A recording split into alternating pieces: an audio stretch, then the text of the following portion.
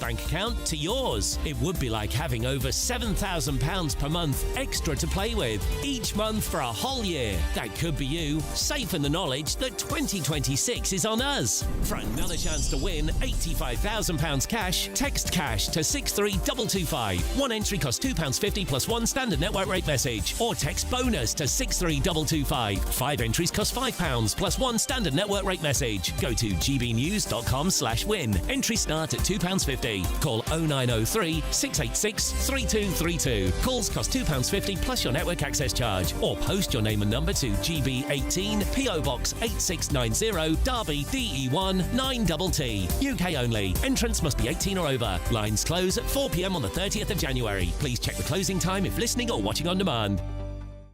Hi, I'm Michelle Dewberry, and my show is your opportunity to cut through all the noise and dive in headfirst to some robust debates. Ideas clash. Situation, isn't it? Because the failure is... You're deliberately avoiding my point. Nothing's held back. And if you think this is the end of it, wait for more. And we do not shy away from the difficult stuff. Sometimes I want to shake people and say, if only you understood. So join me on Jubes & Co. weeknights at 6 p.m, only on GB News, Britain's news channel. From the school run to the home run, watch a new show for all of Britain. So he can say whatever he wants. A straight-talking show where all voices are heard. And, you know, when are we going to stop talking about smashing the gangs and actually do it? With the stories that matter from every part of our country. There's a bit of a crash landing there for your Chancellor. Bold, fearless and standing up for you. That's me, Martin Daubney, 3 p.m. till 6 p.m, weekdays, here only on GB News. The People's Channel, Britain's news channel. Westminster's full of talk, but out here, it's the real world. Am I allowed to talk then? No, that's it. This is where it matters, real people and real lives. That's what politics is all about. In fact, has Trump made a good start? No. Straight answers, no spin, and just a couple of pints. How many fingers have I got up? About 10. So join me for Lee Anderson's Real World every Friday at 7 p.m, only on GB News. The People's Channel, Britain's news channel. You want to know what's really going on in the corridors of power? Labour don't know what to do with you half the time, and that makes you quite lethal in the chamber. Get behind the headlines with Chopper's Political Podcast. Join me, Christopher Hope, as I sit down with the great and the good of British politics. We'll see where this ruling takes us. These are the stories shaping our nation. Chopper's Political Podcast, available now on all platforms. Listen in and stay ahead. We love Great Britain. We love its history, its culture and its tradition, and that's why we're so proud to be part of GB News. You look genuinely emotional. Oh, come here. GB News does pay attention to those who are ignored by the mainstream media. The majority of this country whose forefathers fought and died to maintain liberty, to fight for freedom of speech. The rule of law, the rights of property and democracy. This is the heritage that our country should be so proud of. Which of course includes our Christian heritage. There's been a huge resurgence in the number of people going to church. Perhaps they're not finding what they're looking for, and they're looking for something a bit deeper, a bit more truthful, a bit more akin to Britain's Christian heritage. That's right, get ready, because the most exciting night in general election history starts now!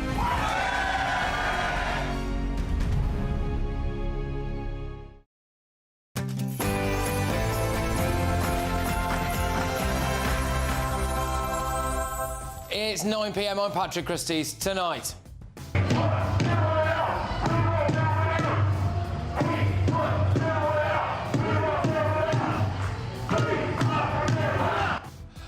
Migrant mayhem in the asylum seeker Republic of Great Britain. A third of asylum seekers might have gone missing. 40% of failed asylum seekers are still here. And... Mr. Speaker, everything is getting worse. Jobs, bills, police numbers, teacher numbers, everything is getting worse. Kemi Taz strips off Starmer, and his Chancellor has finally thrown him under the bus. A very close partnership between myself and the Prime Minister, and so we took him through all of these, all of the numbers and all of the options, and we decided it together as a team, because that is what the Prime Minister and I am. Also tonight... You've always been a big Labour man, a pro-Labour man. Yeah. What do you think about the first 100 days? Haven't gone exactly as you'd expected. Disastrous. Left-wing lovies urge Starmer not to reform the ECHR. It's about ensuring that if there is a link between ethnicity, between race, between culture, that we identify that so that we can deal with it. More left-wing lovies think it's racist to link ethnicity to the Pakistani rape gang scandal. And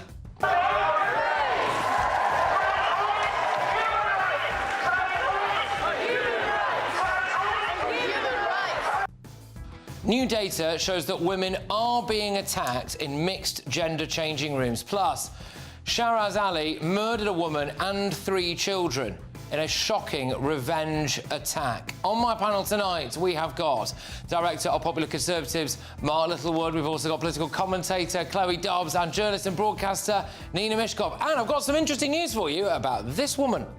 From the rich diversity of the Abbey to a terribly white balcony. I'm very struck by that. Get ready, Britain. Here we go.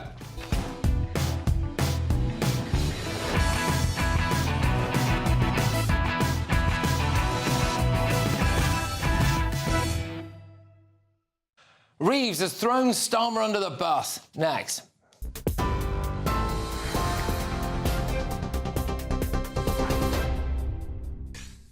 Very good evening to you. 2 minutes past 9 here in the GB newsroom. Next week's planned strike by resident doctors may be averted after a new offer from the government.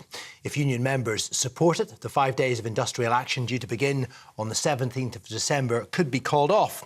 The offer addresses concerns over training places and covers extra expenses like exam fees, although it does not include any promise of extra pay. However, the Health Secretary, Wes Streeting, has appealed for the deal to be accepted. If they vote, as doctors vote, to end next week's strikes, we will move forward with that immediately in the new year. We can draw a line under the strikes, we can end the disruption, we can rebuild our relationship with doctors as we rebuild the NHS. European leaders have held a joint phone call with President Trump to discuss the US plan to end the war in Ukraine. The Prime Minister, along with the French President and the German Chancellor, say intensive work on a deal is to continue over the coming days, but Ukraine making territorial concessions to Russia remains a sticking point. It comes a day after Mr. Trump called European leaders weak and hinted the US could scale back its support for Kyiv. Meanwhile, President Trump says the US has seized an oil tanker off the coast of Venezuela. The move has already raised oil prices and is likely to further inflame tensions between Washington and Caracas. The US has been building its military presence around the region and has carried out a series of deadly strikes against alleged drug trafficking boats in international waters. The Venezuelan government, which is yet to comment, has previously accused the US of trying to depose its president, Nicolás Maduro. European countries, including the UK, have agreed to take a new approach to the continent's human rights treaty in an effort to tackle illegal migration. Ministers of the 46 member states will now work towards adopting a political declaration at a summit next May, which will make it easier to deport illegal migrants. It comes after Sir Keir Starmer called for changes to how the ECHR works in practice and how it's interpreted by British courts. Residents from a town in East Sussex have applied for a judicial review against the Home Office decision to house asylum seekers at a nearby military base. The government's plan to move around 500 migrants out of hotels and into Crowborough training camp has already faced intense local resistance. The government says it's furious at the level of illegal migrants and asylum hotels, but says it does not comment on individual sites. Iceland's confirmed it will not participate in next year's Eurovision Song Contest in protest against Israel's participation. It becomes the 5th country to boycott the event, joining Ireland, the Netherlands, Spain and Slovenia. The decision came hours before the deadline to confirm participation. Iceland's understood to be the final country to pull out. Finally, Olympic medal-winning swimmer and campaigner Sharon Davis has been nominated for a peerage. Ms Davis, one of 3 people named by the Conservatives, has become a vocal critic of trans women in female sport. The chairman of the supermarket chain Iceland, Richard Walker, and Matthew Doyle, a former number 10 Director of Communications, are among 25 nominations from Sir Keir Starmer. Those are your headlines. Now it's back to Patrick.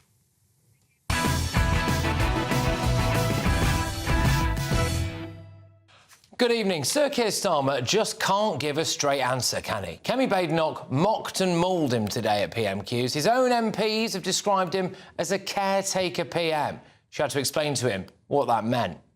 Being called a caretaker because everyone can see that he's lost control of his party. And this lot, they're all so busy trying to replace him. They can make as much noise as they like. We all know that this lot are so busy trying to replace him that they've taken their eyes off the ball.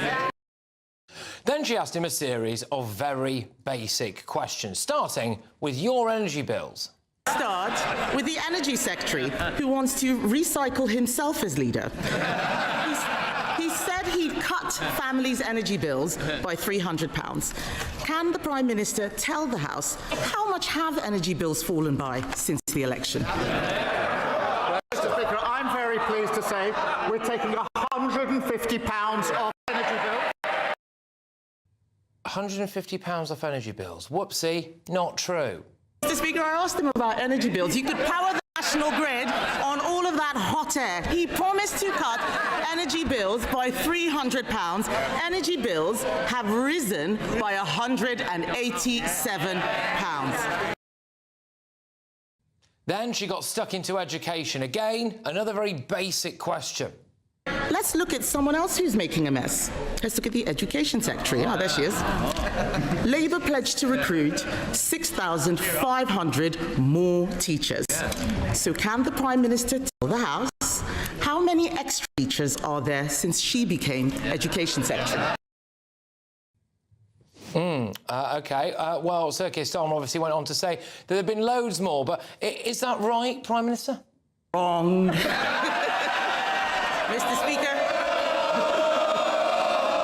Mr. Speaker, there are now 400 fewer teachers since she came into office. She's shaking her head. It's on the DFE website. Does she not check it once in a while? I can understand that the Right Honourable Lady is angry. We're all angry at the mess she's making. The Prime Minister doesn't know what's going on in energy. He doesn't know what's going on in education. Yikes. Then Kemi went off on police numbers. Last year, the Prime Minister promised to recruit 13,000 more police officers. How's that going?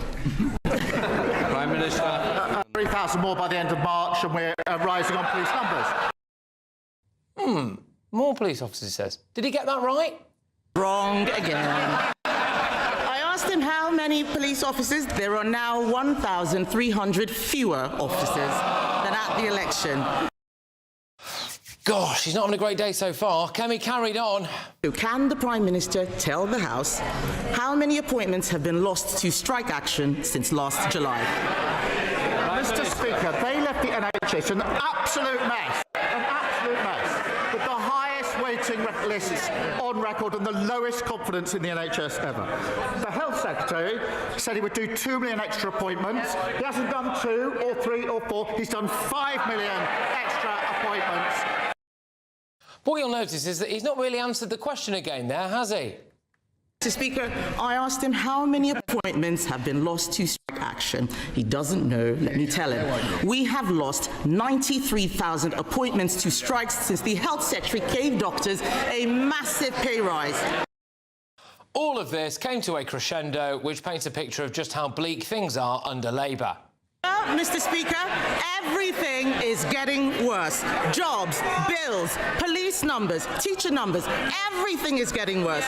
The Cabinet should be doing their own jobs. What are they doing? They're trying to compete for the caretaker's job. The only person who doesn't want the Prime Minister's job is the Chancellor. She's just trying to cling on to her own.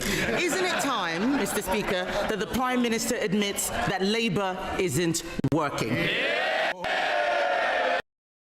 Well, nothing works. The Prime Minister couldn't even lie straight in bed. And it got worse for the PM. Hours earlier, Rachel Reeves had thrown him under the bus and blamed him for the tax rises.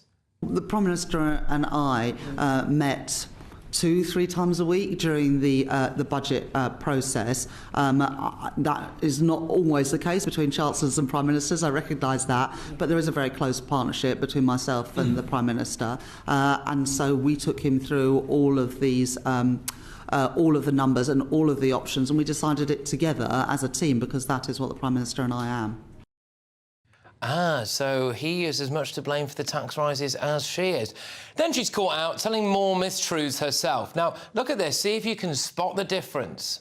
And you saw that in the budget on the 26th of November. We froze for an additional 3 years the tax thresholds, national insurance and income tax, that the previous government had frozen for 7 years. We extended that for a further 3 years. That's not a breach of the manifesto. I'm keeping every single promise on tax that I made in our manifesto. So there will be no extension of the freeze in income tax. There you go. She said it. It's out there. A break of the manifesto promise. Both the Chancellor and the PM are on the rack. It used to be that the only time the PM looked good was when he was debating Kemi Badenoch at PMQs. And now that's completely changed. He's got nowhere left to hide. Let's get your thoughts. My panel, Director of Popular Conservatives Mark Littlewood, political commentator Chloe Dobbs, and journalist and broadcaster Nina Mishkov. Right, OK. Well, Mark, nothing works under Labour is the message there. He can't actually give an answer to any of those questions. Remarkable. Kemi latched onto a very impressive tactic here. Having realised that he can't or won't answer any questions over the dispatch box, she decided to answer them herself. Yeah. So when the Prime Minister dissembled, she'd actually say, well, the number is this, or the drop is that. Very, very cleverly done. She's basically right, isn't she? I mean, basically everything is going backwards. But you sometimes think we're living in a kind of Alice in Wonderland sort of fairy tale, that Labour think that if they can assert things, it sort of makes it true. So we just claim there are more police officers and more teachers, as if that will miraculously bring it about. It's completely farcical. And Rachel Reeves at the Treasury Select Committee, I mean, I was half wondering whether she would ask for 150 other offences to be taken into consideration. But instead, what she decided to do was to make it very clear that she had an accomplice and a co-conspirator at the scene of the crime. Yeah. And if she's going to take the rap for it, the Prime Minister needs to take the rap for it as well. So I would think their political life expectancy is now totally conjoined. One of them can't go without the other going as well. Chloe, you know, basically, we've got a Prime Minister who cannot be honest, even in Parliament. Yeah, and the same goes for the Chancellor as well. Both of them have absolutely no humility whatsoever. They have lied and lied the whole way through since they came into power. I mean, when we had the budget, Rachel Reeves couldn't just stand there and be honest and say, look, I really made some mess-ups last year, hence I'm having to come back for more tax rises. But all she could do was blame Brexit, the Tories, George Osborne, everybody but herself. Every U-turn she's made, she's got some excuse that makes sure it's not her fault whatsoever. Like when she U-turned on the winter fuel payment, rather than saying, look, I messed up, this was really unpopular, she said, oh, I've improved the state of the economy so much that I can now give you your winter fuel payment back. It's just, honestly, the public can't stand this. They just want people that are honest with the public. Yeah. And they don't see that. And I think that is why you see so much popularity with Reform, not just because they've got better policies, but because they just see people who are honest and say what they think. Yeah, I mean, Nina, that's, you know, come on, Chloe, that's, you know, if you're saying that there are politicians that we can absolutely believe, Reform and the Tories, forget it, they're all in the same game. Come on, don't be so naive. Well, what do you make, though, seriously, of the fact that he was asked there about energy bills, police numbers, the number of teachers and the number of appointments lost to strike action in the NHS under Labour, and he either gave an incorrect answer or a dishonest answer to all of those questions? I wouldn't say it's dishonest. He was flanneling because obviously he doesn't know the answer. So that, in a way, I have to say that Kemi was very clever. She's got a newer scriptwriter. You know, there must be... the team has actually got themselves some kind of cohesive attack plan, and she's delivering it. And you can't deny that. But that line of questioning is along the lines of what used to be a trick question for a Prime Minister. Prime Minister, how much is a pint of milk, or how much is a loaf of bread? It's the same sort of thing, because they never know. These are details that the Prime Minister, you may say, should know, but they're actually very specific questions where he should go... I don't think it was a trick question like, what's the price of a pint of milk? He goes there every week with a huge folder full of all his notes with all these stats, and he couldn't even get the basic ones right. He is coming across... But the questions they were asking were very specific questions. He could answer, I would imagine, general questions questions about it, but they are very specific But hang about on, Nina, numbers. the problem here is the Labour manifesto made no promises about the price of a pint of milk or the price of a loaf of bread. So it would be a bit off-piste to ask the Prime Minister about something that he had not remotely committed to. Yes, but what Kemi was going through was, you have said very clearly that you're going to do X and that there's going to be Y more police officers or Z more teachers. How is that going? So this should be front and centre of what his government claims it is delivering. It's not like a random trivia question that you might not know the answer to. It's supposed to be the very clear platform of Starmer's government. Well, I understand that, and he's flanning, but to be perfectly honest, there is so much on the plate at the moment with the foreign situation, the geopolitical situation, that he's just forgotten about everything. He hasn't forgotten. He's just allowing the country to rot. You would be superhuman to do that. But what I want, you don't have to be superhuman. What I would like to point out is that Rachel Reeves has not thrown him under the bus. That is a Daily Telegraph headline. Well, let's talk about that then. So she appears to now be saying that every single thing in that budget was done in complete lockstep, which is the word, with the Prime Minister. Well, yes. So he signed off on the tax rises. Yes, absolutely. But they've always said that. I mean, the phrase "in lockstep" I hadn't heard in decades until the election, and they said the Prime Minister and the Chancellor are in lockstep. Nobody's ever denied that. Nobody's ever said anything different. She has not thrown him under the bus. What she was very clever about was this, though, wasn't it? Look, obviously the Prime Minister is going to know the contents of the budget, right? He's not going to be sitting there and having his Chancellor stand up and think, what the hell was that you just announced? What? But what Rachel Reeves was quite clever at pointing out was that her collaboration with the Prime Minister was unusually intimate for Chancellors and Prime Ministers. Yes. She went but they've great agreed that distance from to the say start. that the Prime Minister was more heavily involved than you would expect the Prime Minister to be in a budget.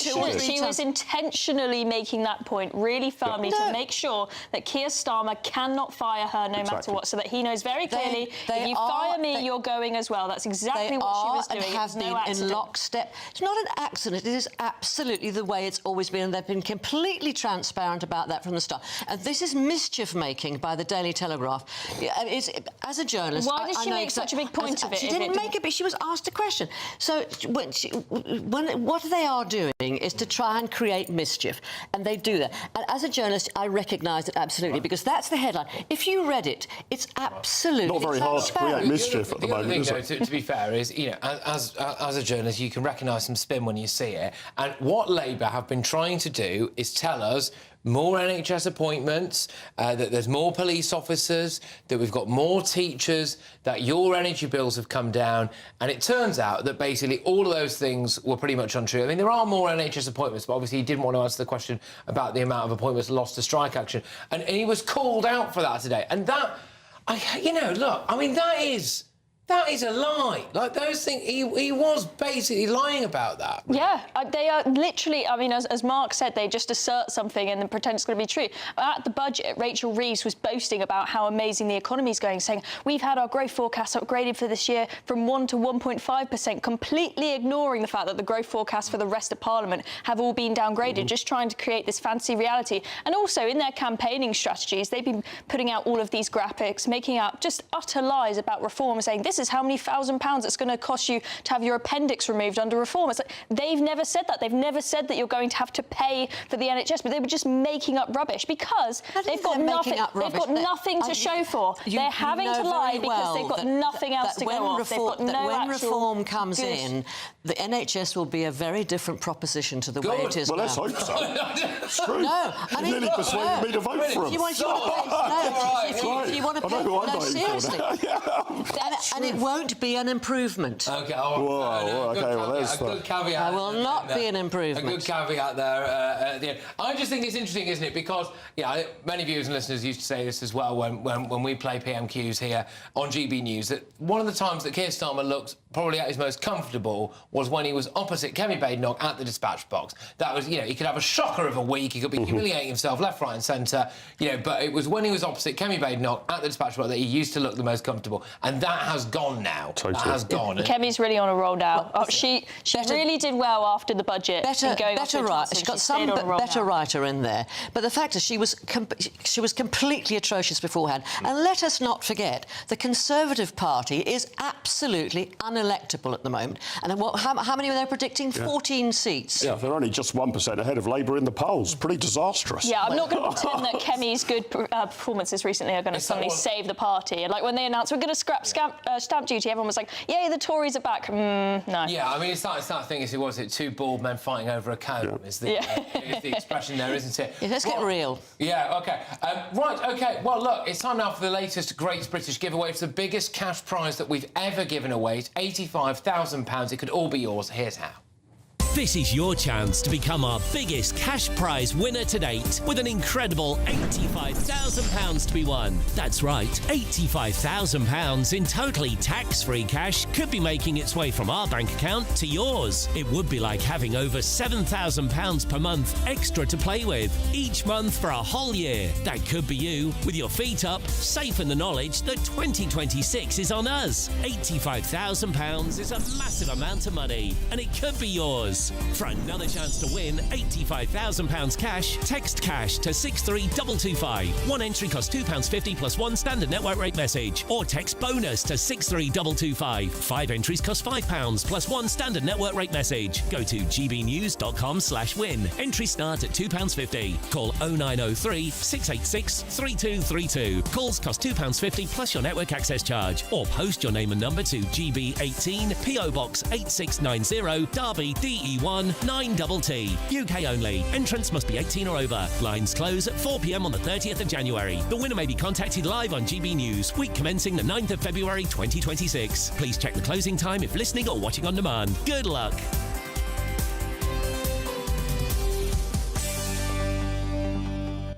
Good luck, everybody. Do you feel like you've heard more than enough from lovies like this? You've always been a big Labour man, a pro-Labour man. Yeah. What do you think about the first 100 days? Haven't gone exactly as you'd expected. Disastrous. Well, it turns out that Stephen Fry, Joanna Lumley and 19 other celebrity lovies have signed a letter begging Sir Keir Starmer to not touch the ECHR. All right, OK, probably wrote it in quills from a Hampstead mansion. That's next.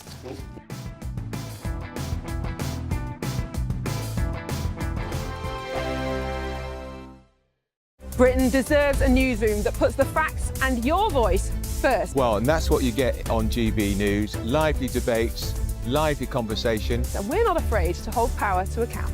And each other. So join me, Andrew Pearce. And me, Miriam Gates, for Britain's Newsroom, weekdays from 9:30 on GB News.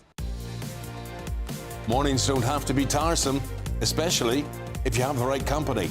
Wake up to news as it happens, opinion and debate, and of course, a little bit of entertainment too. Because when the kettle's on, we're on. That's Breakfast on GB News, a show worth waking up for. Every morning from 6 a.m. Only on the People's Channel, Britain's news channel. We'll spread the news, you spread the word.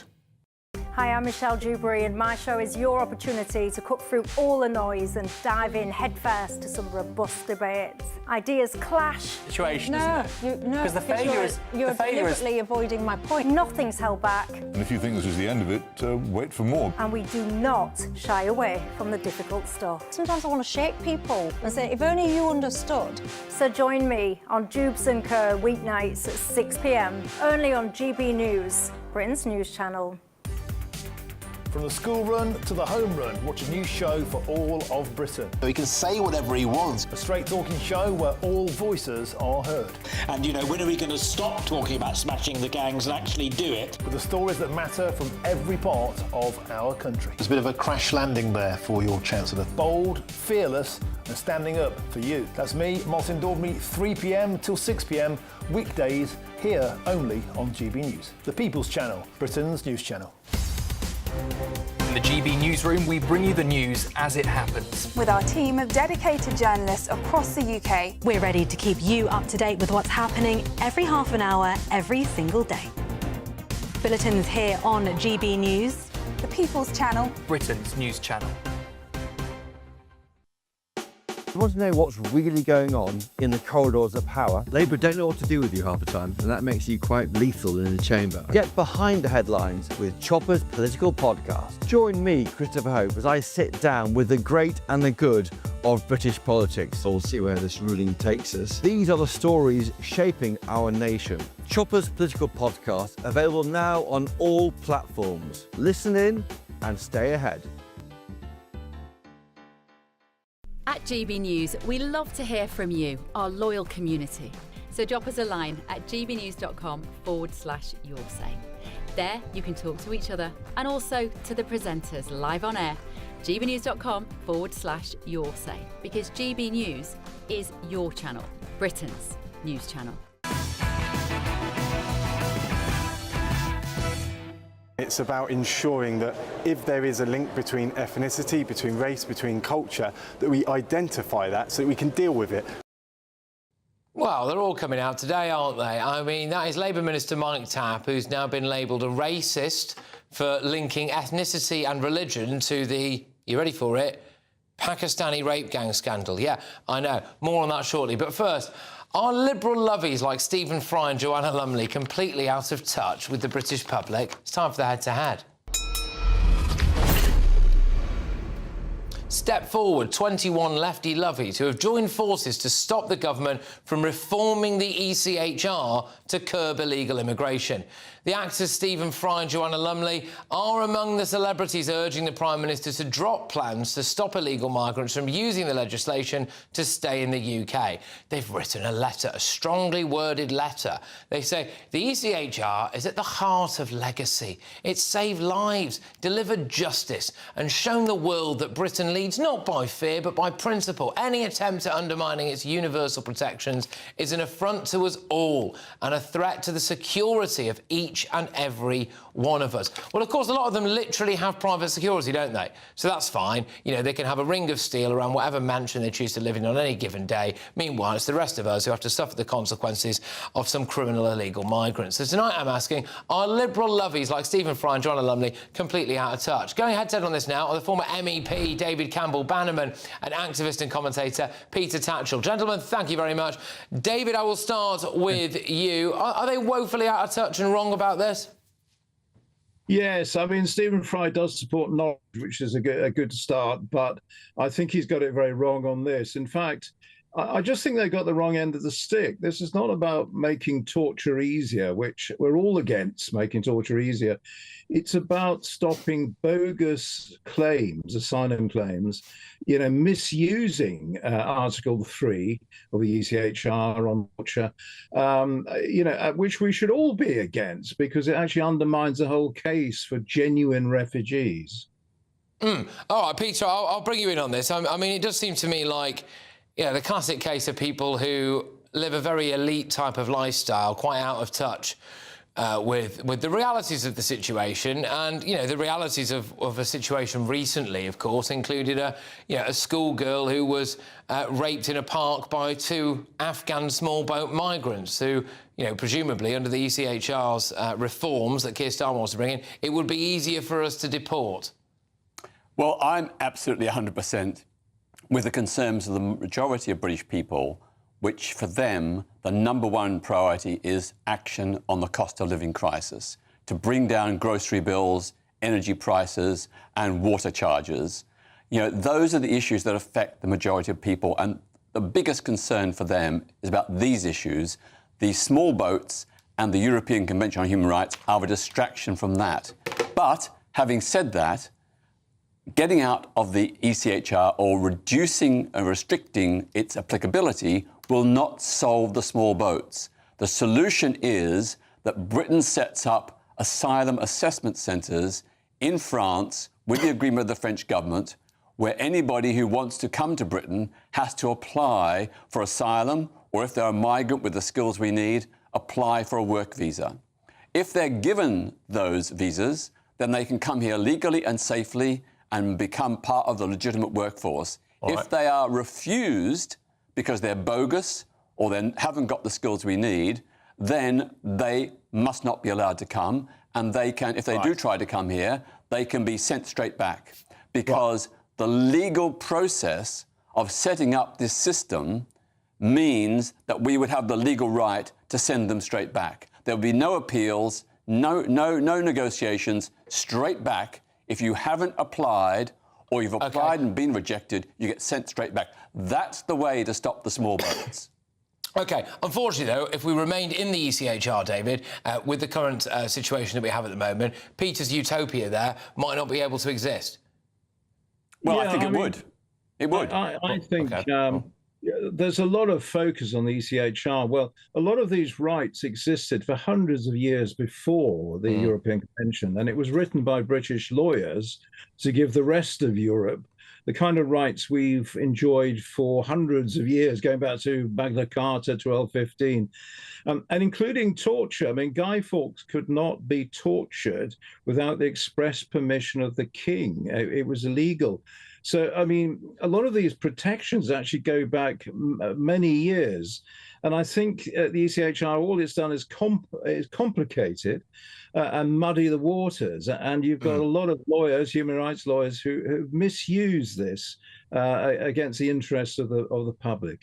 Yeah, I mean, Peter, look, you've got the likes of Stephen Fry and Joanna Lumley there and a cohort of other lovies who, you know, no doubt swan around the south of France on yachts and, you know, really enjoy that kind of stuff. And they're not really kind of boots on the ground in places like Oldham kind of people, are they? And maybe if they did do a little bit more of that, they might recognise that there are big issues. And just to pick you up on something else as well, I think you mentioned there that, you know, immigration is not really one of the major concerns. I mean, I've just seen it, immigration is consistently ranked as one of the most important issues in this country for voters. In fact, it's generally been in the top 3 most years, if not all years, actually, for like the last 10 or 15 years in front of me here. So it is a major issue for people, and people, you know, like Stephen Fry, etc., maybe they need to get out a little bit more. Well, you're right. Immigration is a major issue, but it's topped by people's frustration by the cost of living crisis. When billionaires are getting away with tax avoidance schemes, they're not paying their fair share of tax, while grocery bills every week go up in the supermarkets, while all the water companies are hiking their prices. Sorry, but do you think Stephen Fry and Joanna Lumley are about. voluntarily paying more tax? I mean, maybe they are, but I'd be surprised, Peter. Yeah, well I want to make the point. Most British people are struggling with cost of living, and that's the issue, number one issue, that the government has to address. But having said that, you know, I agree, we have to have a fair system. There's no place in Britain for illegal immigrants, that's true. But let's not bash the European Court of Human Rights, because many of the rights won by British workers, British women, British pensioners, British LGBTs have been a result of the positive rulings of the European Court of Human Rights. And moreover, those protections in the European Court of Human Rights are a safeguard against abusive action by the government, the police, local councils and others. They protect all of us, against invasions of privacy, restrictions on free speech. It doesn't feel very protective at all when we have people like Pakistani paedophiles are allowed to stay here. Because go on, David, quickly. What was that? I was just going to say, you know, you've got judges there from Belarus and Russia in the European Court of Human Rights. Why do we want to delegate control of our country to these foreign judges, many of which have come from quite dodgy legal regimes? Well, you're right, but they are bound by the statutes of the European Court of Human Rights, the European Convention on Human Rights. They can't vary from that, and they are repeatedly outvoted. All right, OK, we're going to have to get going. Thank you very, very much. It'll be interesting to see whether or not Stephen Fry and Joanna Lumley get their way when it comes to this. Will Sir Keir Starmer listen to the lovies? Coming up...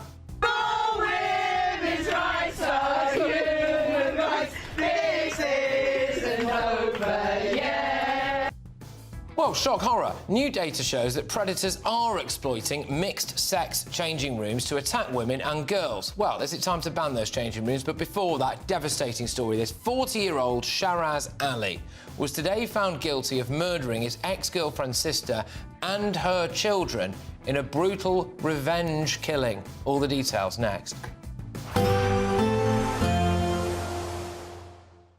Be nice to escape the grey. Clear skies, here we come. As clear as our travel insurance. All Clear Travel Insurance sponsors GB News Travel Destinations Forecast.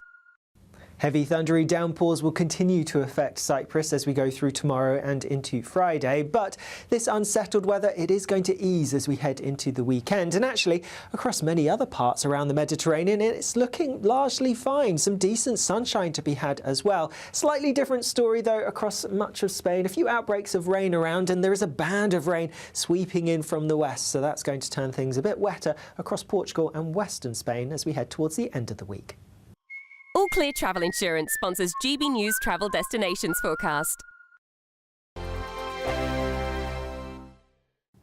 Hello again and welcome to the latest update from the Met Office for GB News. Fine for many of us for the next 24 hours or so. Less windy than it has been through the week so far, but there is another weather system on its way. It's going to bring rain to western parts later in the day on Thursday. It's slow moving though, so it'll take some time to reach eastern areas. Initially, we do have some rain for central and northern Scotland. That's going to ease through the evening along with the winds, so eventually it's all calming down a touch, and the lightest winds will be towards the southeast. That's where the clearest spells will be, so temperatures dipping here to 5-6 Celsius in places.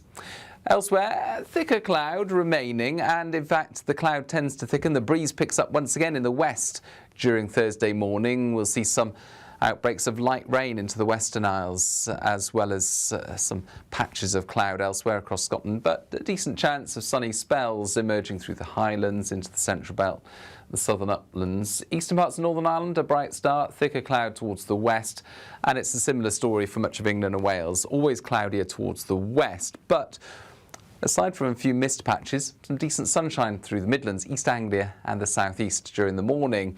It won't last because we've got another area of cloud making its way from the Channel northwards into southern counties of England. Best chance of keeping the sunny skies, East Midlands, eastern parts of England, for example, and feeling pleasant enough with another mild day expected, 12 or 13 Celsius, and a southerly breeze. That breeze will pick up in the west with outbreaks of rain moving into western parts as we end Thursday afternoon. The weather front responsible, though, slow moving across the country, and it's only going to be Friday lunchtime, early afternoon before it clears the southeast. Sunnier skies returning elsewhere for the rest of Friday, but also with some showers. Saturday starts fine, but unsettled weather returns later. Join me, Nana Akwe, for an informative, interactive news programme with a difference. It's fun. No, he didn't say that, Dave. I'm so surprised. I think there's an element of truth to that. Join me from 3 p.m. every weekend, only on GB News, Britain's news channel. In the GB newsroom, we bring you the news as it happens. With our team of dedicated journalists across the UK. We're ready to keep you up to date with what's happening every half an hour, every single day. Bulletins here on GB News. The People's Channel. Britain's news channel. Britain deserves a newsroom that puts the facts and your voice first. Well, and that's what you get on GB News. Lively debates, lively conversation. And we're not afraid to hold power to account. And each other. So join me, Andrew Pearce. And me, Miriam Gates, for Britain's Newsroom, weekdays from 9:30 on GB News. It's about ensuring that if there is a link between ethnicity, between race, between culture, that we identify that so that we can deal with it. Yeah, well, I don't think there's anything controversial about that, but a load of people on the left think that is incredibly racist to even want to look into whether or not there is a link between ethnicity, religion and culture and the Pakistani rape gang scandal. More on that shortly. But first, it's an absolutely shocking case, this. 40-year-old Shahraz Ali has been found guilty today of murdering his ex-girlfriend's sister and 3 children in an act of revenge. A court heard that Ali was, quote, motivated by jealousy and fuelled by drink and drugs when he set fire to the home of Bryony Gawith and her 3 young children. Dynasty, aged 9, Oscar, aged 5, and Aubrey, just 22 months old. His former partner, Antonia, was staying with her sister after ending their abusive 7-year relationship. She managed to escape. I'm joined now by the barrister Philip Taylor. Philip, thank you very much for joining us here. I mean, this appears to be an attack motivated entirely by revenge and a loss of honour at the fact that his ex-partner, had finally decided to leave him. Yes, Patrick, thank you for having me on your programme. I think the problem we have with this case is it's a very nasty murder. In fact, it's 4 murders in total, plus an attempted murder. And I hope that Mr. Ali gets a proper sentence, because what we're getting at the moment is quite low tariffs for these serious crimes. And my belief is he should face a whole life tariff because of what he's done. Yeah, well, this is it. So what can we expect in terms of sentencing? I mean, what we're looking at here is obviously evidence. It's video footage of them setting about doing this most horrendous of crimes. What kind of sentencing are you thinking we can realistically expect here? It's very difficult. I remember that the person responsible is the judge. He's heard the evidence, and he will obviously have the guidelines and all the other cases and the information. And there will be, of course, a pre-trial or pre-sentence report, rather, which will set out what the social workers and the probation people and everybody else think. But the standard tariff for this will be a life sentence. The question then will be, how long will he serve? Now, you then have to look at the aggravating factors when it comes to sentencing, because the concept of sentencing is obviously deterrence and punishment. And in this case, we've got another classic example of where society is not properly looking after women and girls who are being subject to these horrific pieces of violence.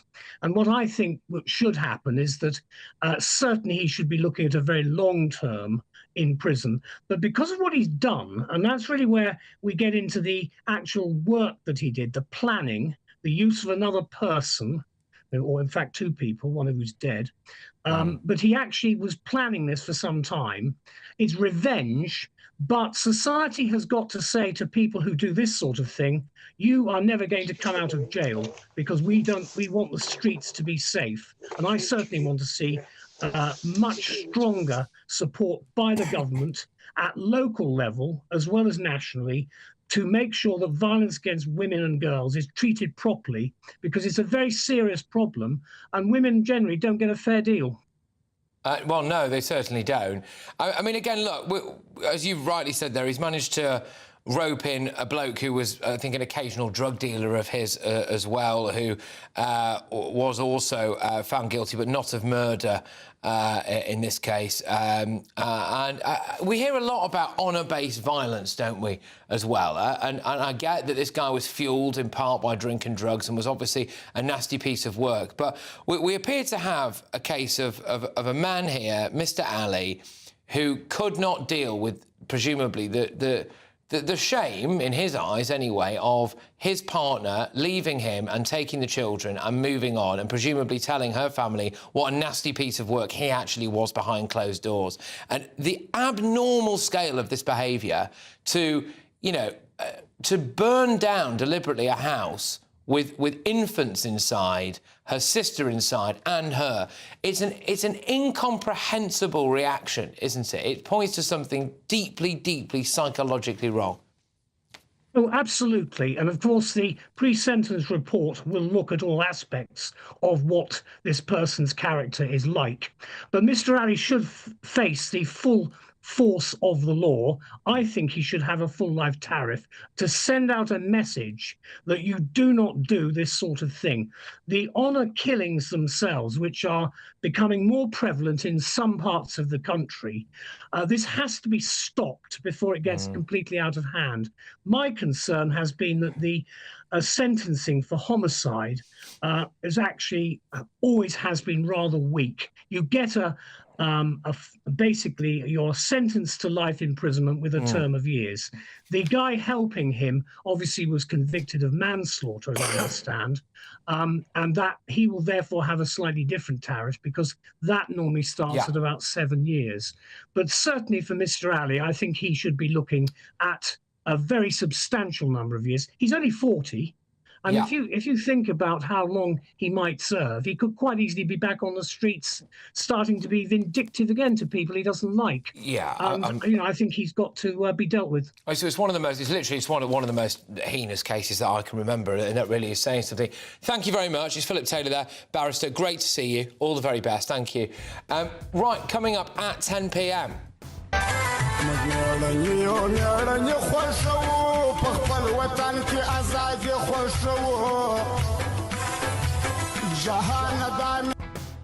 Well, damning evidence today. The Home Office has no idea how many illegal migrants have gone missing, and 40% of the ones that they've tried to get out of the country are still here. All that and more at 10. But before that...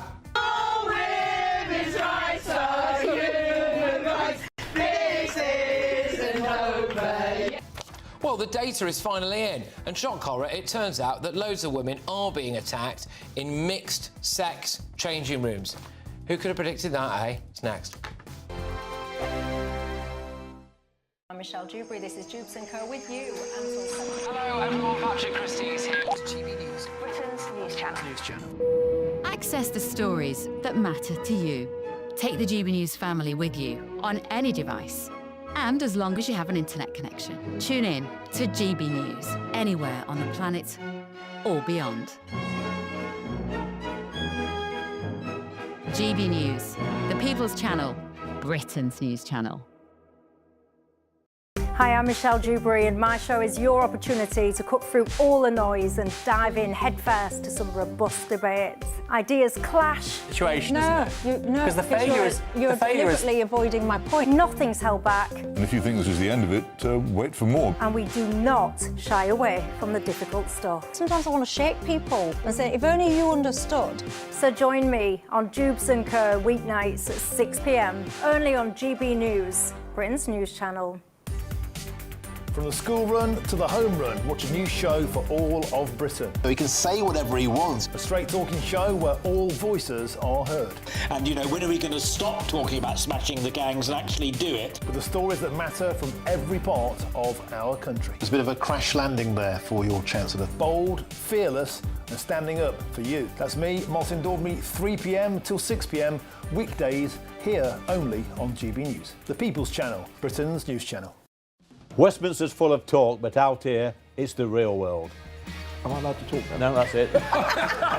This is where it matters, real people and real lives. That's what politics is all about. In fact, has Trump made a good start? No. Straight answers, no spin, and just a couple of pints. How many fingers have I got up? About 10. So join me for Lee Anderson's Real World every Friday at 7 p.m, only on GB News. The People's Channel, Britain's news channel.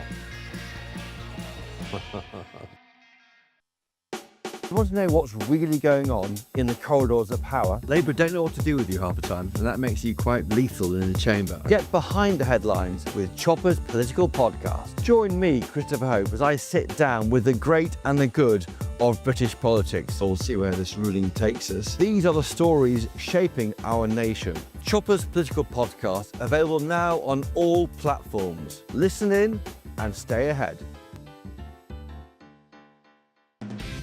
Decisions made in Washington aren't just shaping America, they're shaping Britain too. From migration to global security, from crime to health. Whatever happens in the White House today will be felt in your town or city tomorrow. That's why The Late Show is live from Washington, D.C. Cutting through the politics to show you what it all means for Britain. The Late Show live every night at midnight. Only on GB News, Britain's news channel.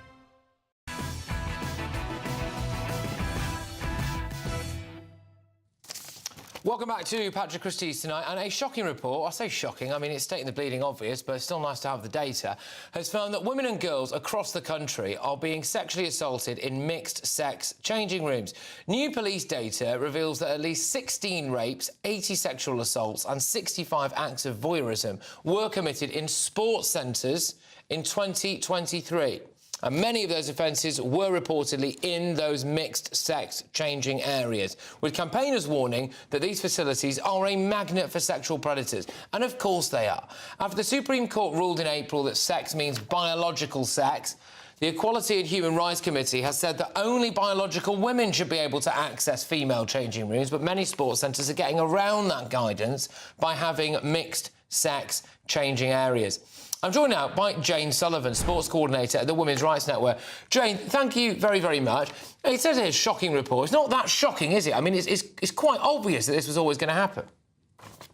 Well, it seems obvious, doesn't it? And the reason that we did the report was that when we do our street campaigns as Women's Rights Network, talking to members of the public about single-sex spaces and sports, more and more women were telling us that they'd stopped going swimming because the council had changed the changing rooms from single-sex to mixed-sex, and they didn't like going anymore. So we did a report last year about the level of mixed-sex changing rooms in swimming facilities, and we found that a third of councils only offer mixed-sex changing in their swimming pools. So that's a third of all the leisure centres in the country don't have single-sex changing for swimming. And just to be clear on what that would mean, Jen, I don't want to get too kind of unnecessarily graphic here, but that would mean, in practice, would it not, that naked men are in the same changing rooms as naked women?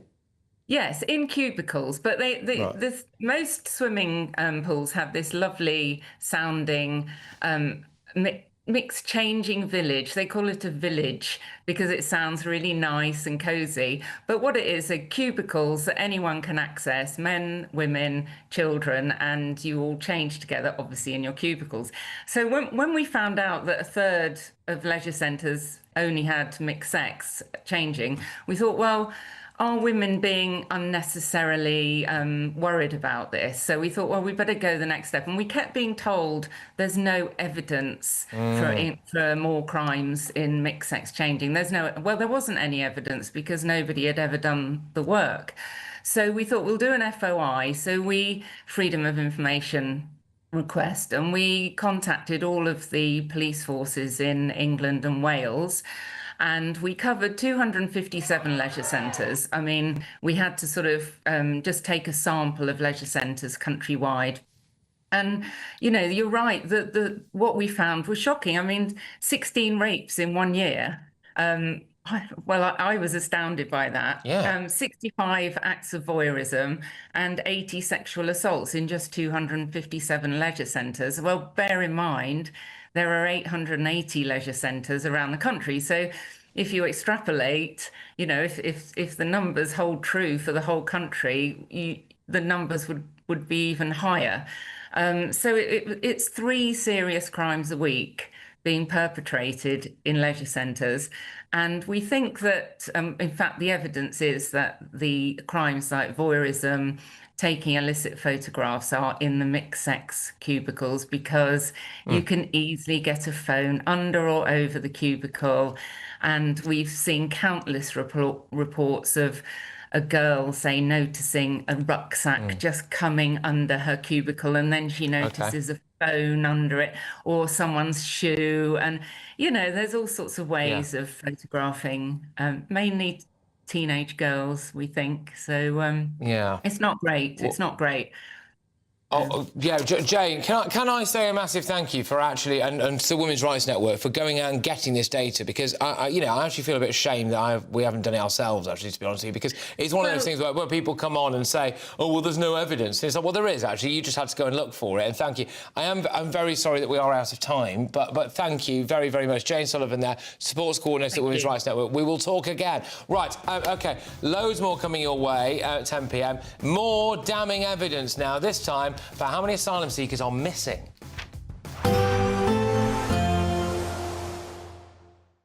Expect warm spells with the odd rude interruption. Box Boilers sponsors the weather on GB News.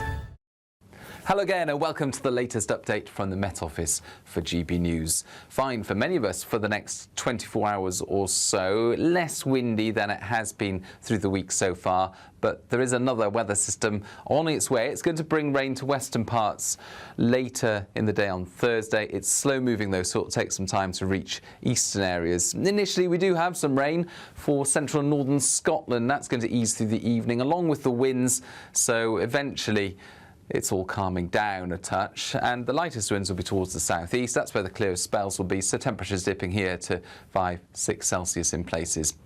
Elsewhere, thicker cloud remaining, and in fact the cloud tends to thicken. The breeze picks up once again in the west during Thursday morning. We'll see some outbreaks of light rain into the Western Isles, as well as some patches of cloud elsewhere across Scotland, but a decent chance of sunny spells emerging through the Highlands into the Central Belt, the southern uplands. Eastern parts of Northern Ireland, a bright start, thicker cloud towards the west, and it's a similar story for much of England and Wales, always cloudier towards the west, but aside from a few mist patches, some decent sunshine through the Midlands, East Anglia and the southeast during the morning.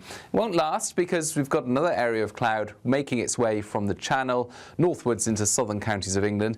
Best chance of keeping the sunny skies, East Midlands, eastern parts of England, for example, and feeling pleasant enough with another mild day expected, 12 or 13 Celsius, and a southerly breeze. That breeze will pick up in the west with outbreaks of rain moving into western parts as we end Thursday afternoon.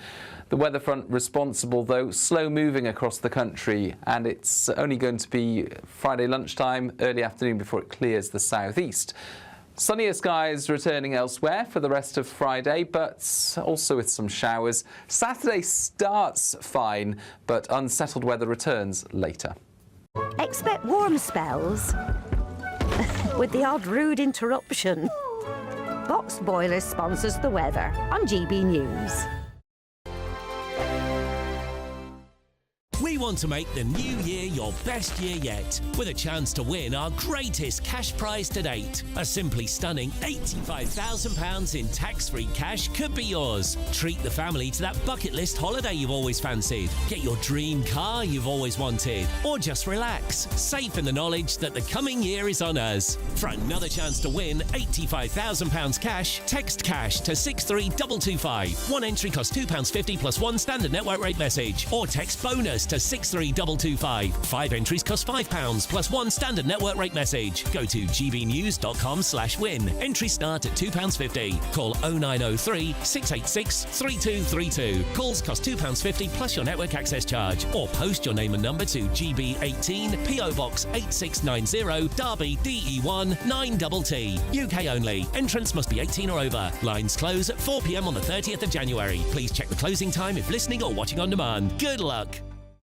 Hi, I'm Michelle Dewberry, and my show is your opportunity to cut through all the noise and dive in headfirst to some robust debates. Ideas clash. Situation, no, isn't it? Because the failure is... You're deliberately avoiding my point. Nothing's held back. And if you think this is the end of it, wait for more. And we do not shy away from the difficult stuff. Sometimes I want to shake people and say, if only you understood. So join me on Jubes & Co. weeknights at 6 p.m, only on GB News, Britain's news channel. No matter the state it's in, this is our nation. Join me, Jacob Rees-Mogg, for a genuine, honest discussion on where we have been, where we are going, and where we are with the people who set the direction. Tune in to State of the Nation every Monday to Thursday, 8 to 9 o'clock, only on GB News. From the school run to the home run, watch a new show for all of Britain. So he can say whatever he wants. A straight talking show where all voices are heard. And, you know, when are we going to stop talking about smashing the gangs and actually do it? With the stories that matter from every part of our country. There's a bit of a crash landing there for your Chancellor. Bold, fearless and standing up for you. That's me, Martin Daubney, 3 p.m. till 6 p.m, weekdays, here only on GB News. The People's Channel, Britain's news channel. Britain deserves a newsroom that puts the facts and your voice first. Well, and that's what you get on GB News. Lively debates, lively conversation. And we're not afraid to hold power to account. And each other. So join me, Andrew Pearce. And me, Miriam Cates, for Britain's Newsroom, weekdays from 9:30 on GB News. Join me, Nana Akwe, for an informative, interactive news programme with a difference. It's fun. No, he didn't say that, though. I'm so surprised. I think there's an element of truth to that. Join me from 3 p.m. every weekend, only on GB News, Britain's news channel.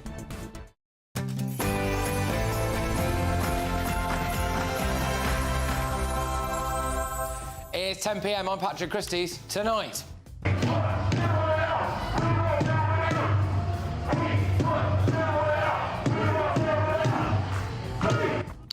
Migrant mayhem in the asylum seeker Republic of Great Britain. A third of asylum seekers might have gone missing. 40% of them failed their asylum claims, are still here, and...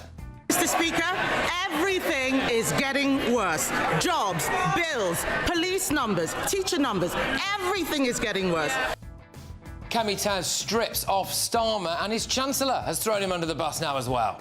A very close partnership between myself and the Prime Minister, and so we took him through all of these, all of the numbers and all of the options, and we decided it together as a team, because that is what the Prime Minister and I am. Yeah, we did the terrible budget together. Also tonight... It's about ensuring that if there is a link between ethnicity, between race, between culture, that we identify that so that we can deal with it. The left-wing lovey pile-on over that is ridiculous. They think it's racist to link ethnicity to the Pakistani rape gang scandal. Remarkable. I've got all of tomorrow's newspaper front pages, including what's breaking right now on the front of tomorrow's Daily Telegraph. David Lammy is considering wiping the criminal records of thousands of child criminals. OK, on my panel tonight, we have got the Director of Popular Conservatives, Mark Littlewood, political commentator Chloe Dobbs, and journalist and broadcaster Nina Mishkov. And I've got some very interesting news for you about this woman. From the rich diversity of the Abbey to a terribly white balcony. I'm very struck by that. Get ready, Britain. Here we go.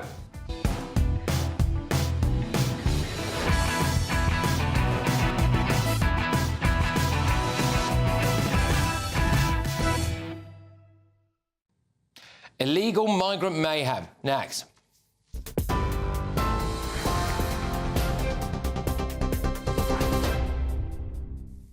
Very good evening to you. 2 minutes past 10 here in the GB newsroom. The United States has seized an oil tanker off the coast of Venezuela. President Trump told reporters at the White House it's been done with good reason and more things are happening, without elaborating. It could mean an increase in American military operations in the Caribbean, where more than 15,000 troops and a range of aircraft carriers and amphibious assault ships have been deployed as the US continues to crack down on alleged drug traffickers. The Venezuelan government, which has yet to comment, has previously accused the US of trying to depose its president, Nicolás Maduro. European leaders have held a joint call with Donald Trump to discuss the war in Ukraine. The Prime Minister, along with the French President and the German Chancellor, say intense work on a deal will continue this week. They, along with President Zelensky and other leaders from the Coalition of the Willing, will speak again tomorrow as the US tries to push through a peace deal which critics say favours Russia. It comes a day after Mr Trump called European Leaders Week. In the Commons earlier, the Lib Dem leader, Sir Ed Davey, challenged the Prime Minister to stand up to Mr Trump, who's recently criticised the continent for its weakness. President Trump's new national security strategy is a deeply alarming document. Quite apart from the irony of President Trump accusing others of trampling on basic principles of democracy, it repeats far-right tropes of civilizational erasure. So will the Prime Minister pick up the phone and make it clear to President Trump that any attempts to interfere with our democracy are totally unacceptable? Next week's planned strike by resident doctors may be averted after a new offer from the government. If union members support it, the 5 days of industrial action due to begin on the 17th of December could be called off. The NHS has warned a strike would cause mayhem amid a serious flu outbreak. The offer addresses concerns over training places and expenses, although it doesn't include any promises of extra pay. European countries, including the UK, have agreed to take a new approach to the continent's human rights treaty in an effort to tackle illegal migration. Ministers of the 46 member states will work towards adopting a political declaration at a summit next May. It comes after Sir Keir Starmer called for changes to how the ECHR works in practice and how it's interpreted by British courts. Tributes have been paid to Lance Corporal George Hooley, who was killed while on duty in Ukraine yesterday. The 28-year-old sustained fatal injuries in an accident away from the front lines while observing Ukrainian forces testing defensive capabilities. The Defence Secretary John Healey says George was an exceptional soldier with exceptional attitude and ability. And the Olympic medal-winning swimmer and campaigner Sharon Davis has been nominated for a peerage. Ms Davis, one of 3 people named by the Conservatives, has become a vocal critic of trans women in female sport. The chairman of the supermarket chain Asylum, Richard Walker, and Matthew Doyle, a former Downing Street Director of Communication, are among 25 nominations from Sir Keir Starmer. Those are your headlines. I'll be back with more at 11.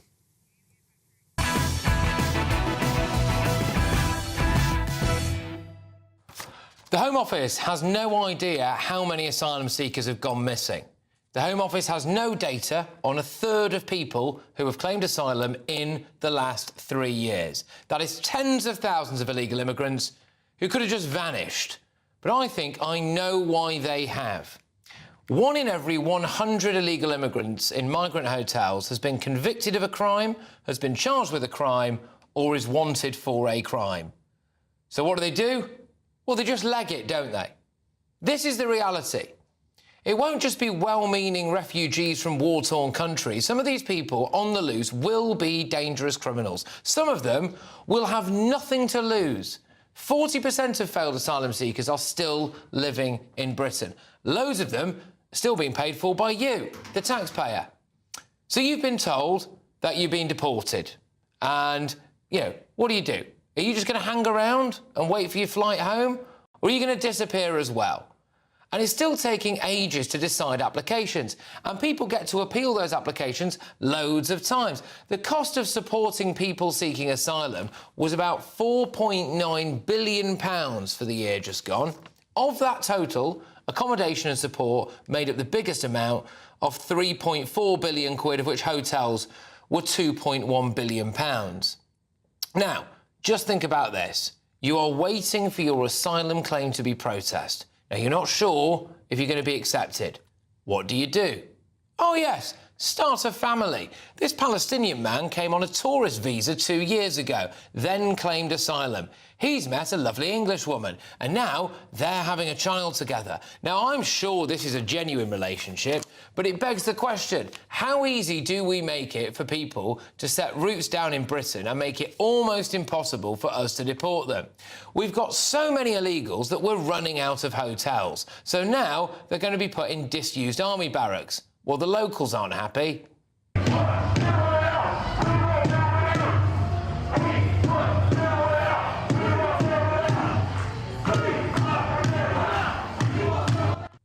Today, the people of Crowborough in East Sussex have applied for a judicial review to prevent 600 male asylum seekers being dumped in their town without proper planning permission, public consultation or safety considerations. And they are right to be worried, because just to bring us full circle, how many of those migrants at that army barracks are just going to go missing? What's the Prime Minister going to do about it, though? Oh, he's going to urge European leaders to change the ECHR to make it easier to deport people. Look, give me a break. Sir Keir Starmer and his great friend, our Attorney General, have spent their entire careers practically making love to the ECHR. Here's Lord Hermer.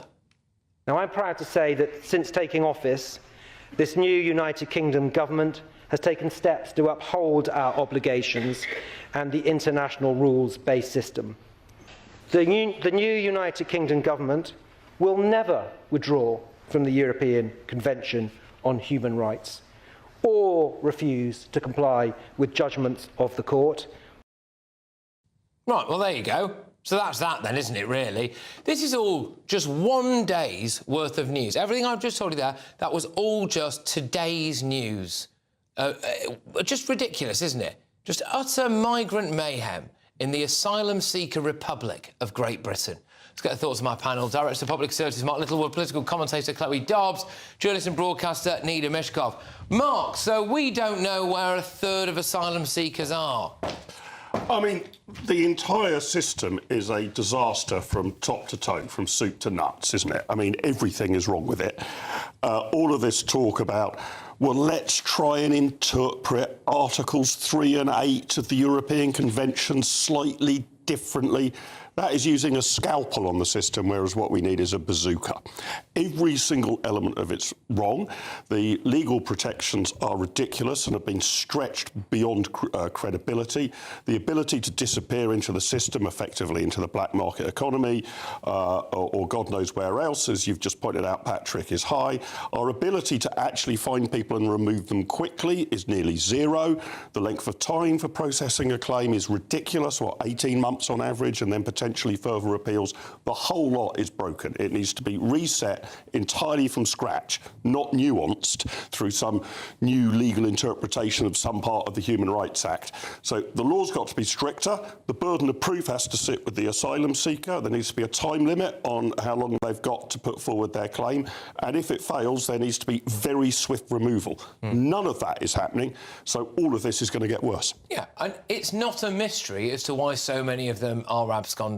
When you look at that data from a while ago that was compiled by a detailed report in the Sun newspaper, that 1 out of every 100 asylum seekers in migrant hotels have either committed a crime or wanted for a crime or have been charged with a crime, it's understandable about why so many of them just leg it, isn't it? Yeah, and we trust them. We trust them to act with goodwill. They can come in and out of the hotels whenever they want, and then when they have failed claims, they can just disappear into society. And they say, "Oh, please check in and tell the Home Office where you are, else you won't get your benefits." But they can get some job in the black market. So what happens with many people is their asylum claims are rejected, but then they just disappear. And the Home Office hope that one day they'll just turn up with goodwill at the deportation centre, and they never do. And what's really worrying is that you've got also from RAF Wethersfield. You showed the list, Patrick, on your show of that huge list of people who have disappeared, some of which had supposedly tested positive for tuberculosis, who are now out in society spreading that everywhere. That could be the next COVID, let's see. And it's really, really concerning. And I just think if we're going to have people coming in this country illegally, at least keep them detained until if and when their asylum claim is approved. You should have to stay in that hotel and not leave to be able to go out, commit crimes, potentially sexually assault women, whilst you're waiting to be assessed. Well, this is it. They've got nothing to lose, these people. Once you dropped off the radar, probably, in my view, because you've either been rejected for asylum or you're wanted for a crime, you have absolutely nothing to lose. And just think about this, you know, all of the hoo-ha, rightly so, that's made of, you know, prisoners being mistakenly released recently, and David Lammy copping it for that, fair enough, that's a disgrace. But the numbers here,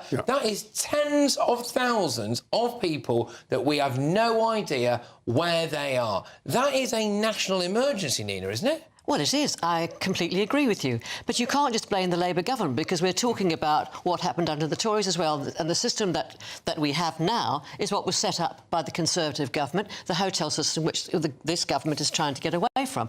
I subscribe to the Lib Dem view, which is to state that it's an emergency, to double the number of caseworkers to 4,000, to build Nightingale-style, processing places, and then within, if they're not processed within 3 months, find out and give them a right to work. Absolutely, why not? And I should like to point out to you that you said 1 in 100, so that's 1% are criminals, and that's dreadful. But then there are the others who are not. Well, that was just the people in asylum hotels, but yes. Yeah. Also, so 40% of people that we have refused asylum to are still in Britain. Yep. And we're paying for them. Well, or they've disappeared into the black market or grey market economy, or are doing God knows what. Just think about that, because of the numbers where people say something like 70% of asylum seekers get approved, we know that only 3.5% of small boat migrants have ever been deported, right? So of the, you've got 70% of them that are being approved, and then of the people that have been rejected, 40% of them are still here anyway. No, we think it's worse than that. Our understanding of that stat is they asked 5,000 people who have made a claim within the past 3 years what has happened, and some of those people have responded saying, my claim was approved and I'm still here. So 40% of just 5,000 people who have made claims have had their claims rejected and have been able to say the actual, if you just look at people who have been rejected rejected, it's a tiny percentage that actually get deported. I believe it's around 10%, according to the Oxford Migration Observatory, of people who have their asylum claims rejected actually get picked up. So we can speed up the processing, right? We can hire more caseworkers, but that's only useful if then the people that we reject we can actually kick out. So to your point, Patrick, on the numbers, once you put all these percentages together, these people are acting rationally, right? They're looking at the system and they're saying to themselves, what's the chance that my application will be accepted? Pretty high. Supposing it's refused, what's my chance of appeal? Pretty good.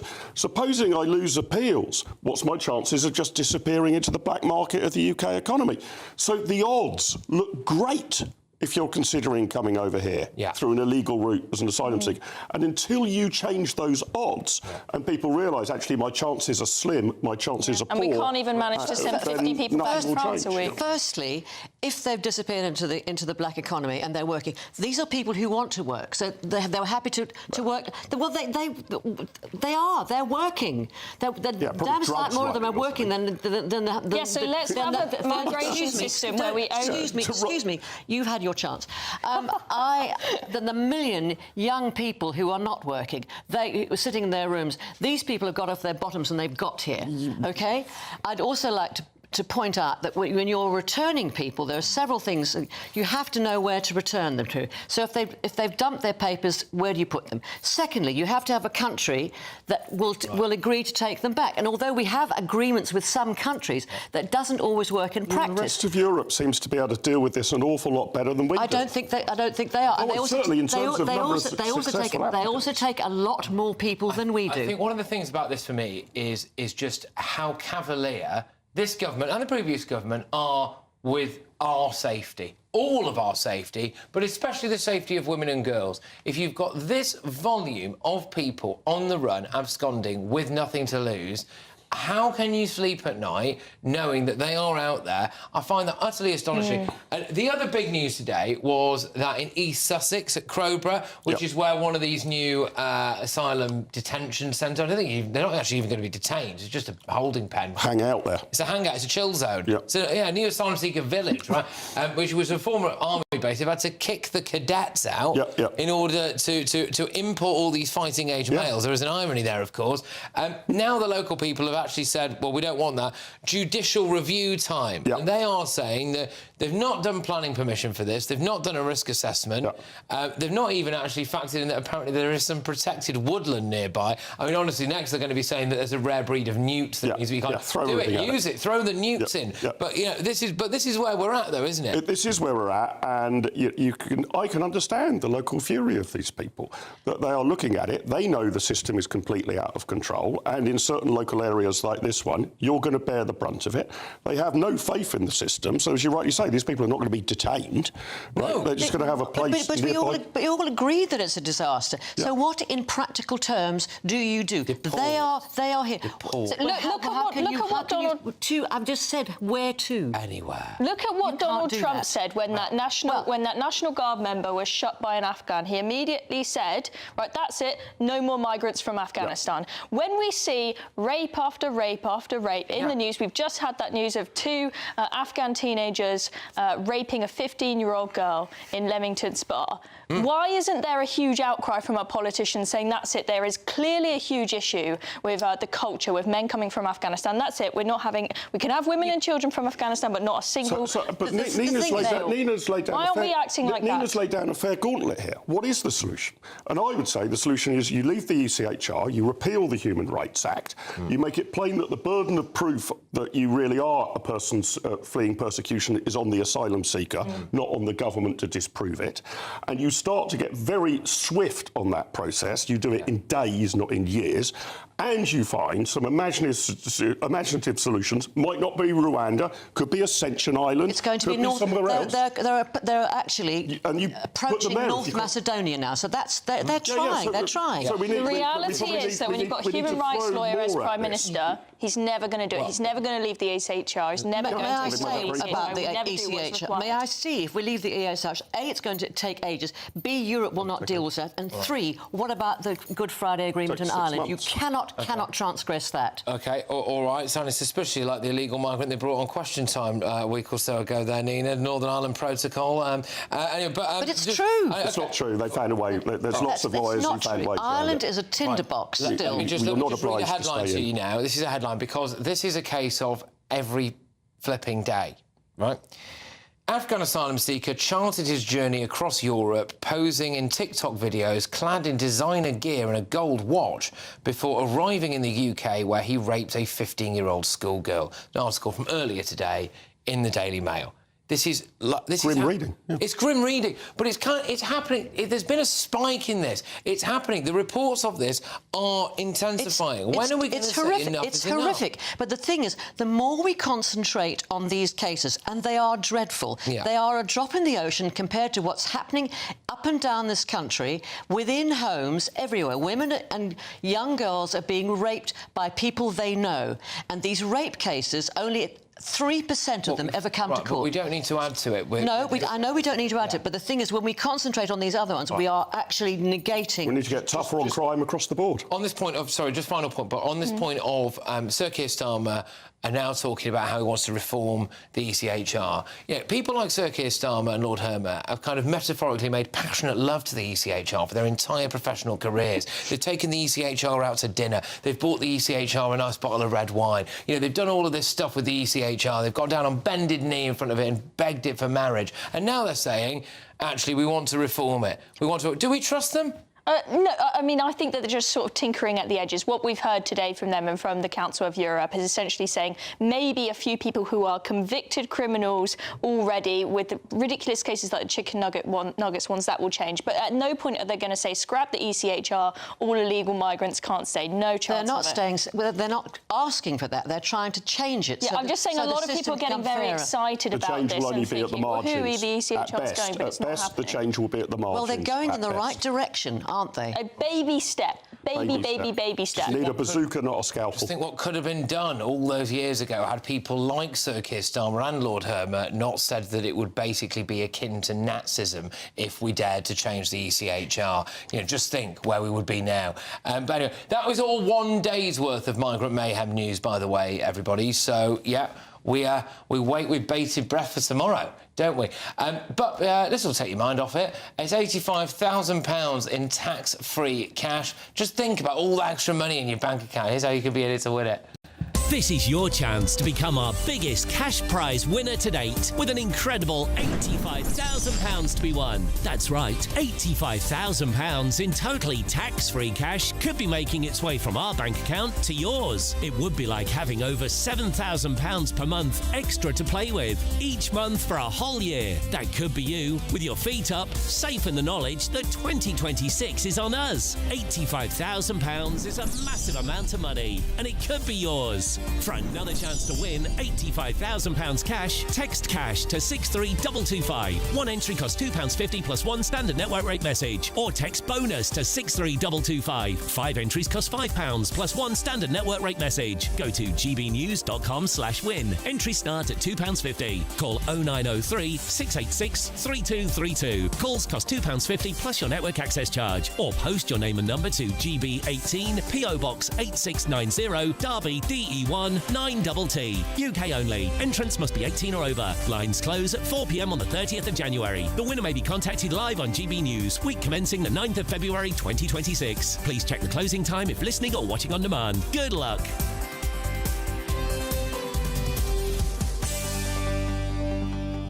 Coming up, all of tomorrow's newspaper front pages. Let's see what's breaking on the front of the Daily Telegraph, though, and that is David Lammy apparently considering wiping the criminal records of thousands of child criminals. So that's great. First, though... It's about ensuring that if there is a link between ethnicity, between race, between culture, that we identify that so that we can deal with it. If you just listen closely, you can hear the sound of left-wing people clutching their pearls here, because that is Mike Tabb, who's a Labour minister, daring to say that we need to investigate the link between ethnicity and culture and the Pakistani rape gang scandal. He has copped it. We'll talk about that next.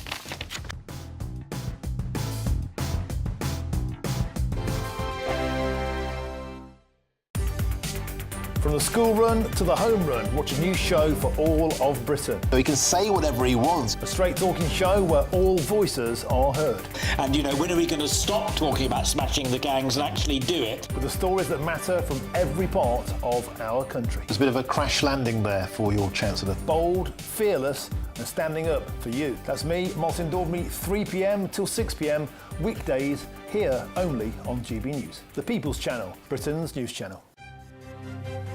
GB News Breakfast, every day from 6 a.m.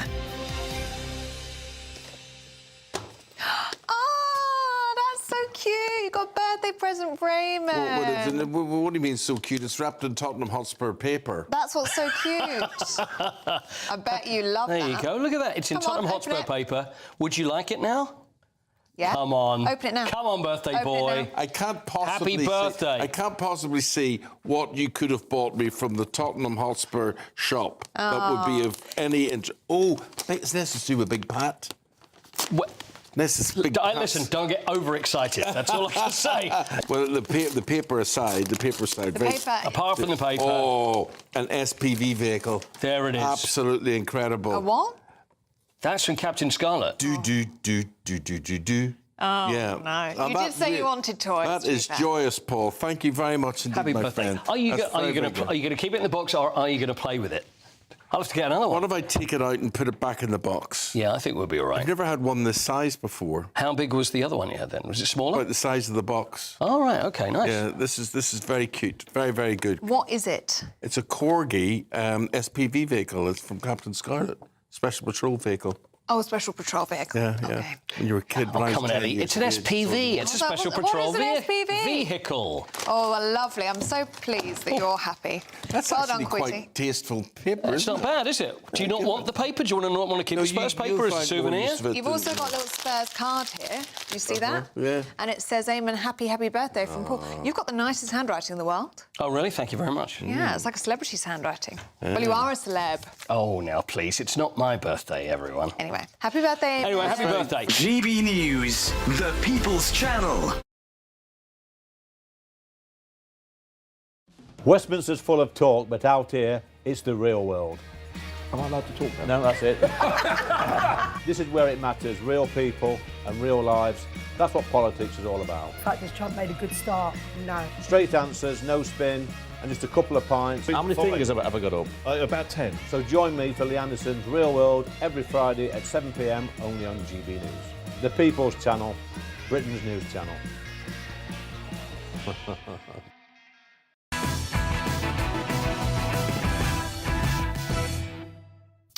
Welcome back. All of tomorrow's newspaper front pages shortly. But first, it's obvious to you, to me, to all the experts, to all the victims, but Labour MP and Home Office Minister Mike Tabb has been slammed by the far left simply for stating that the grooming gangs inquiry will and indeed should examine the Pakistani Muslim nature of the perpetrators.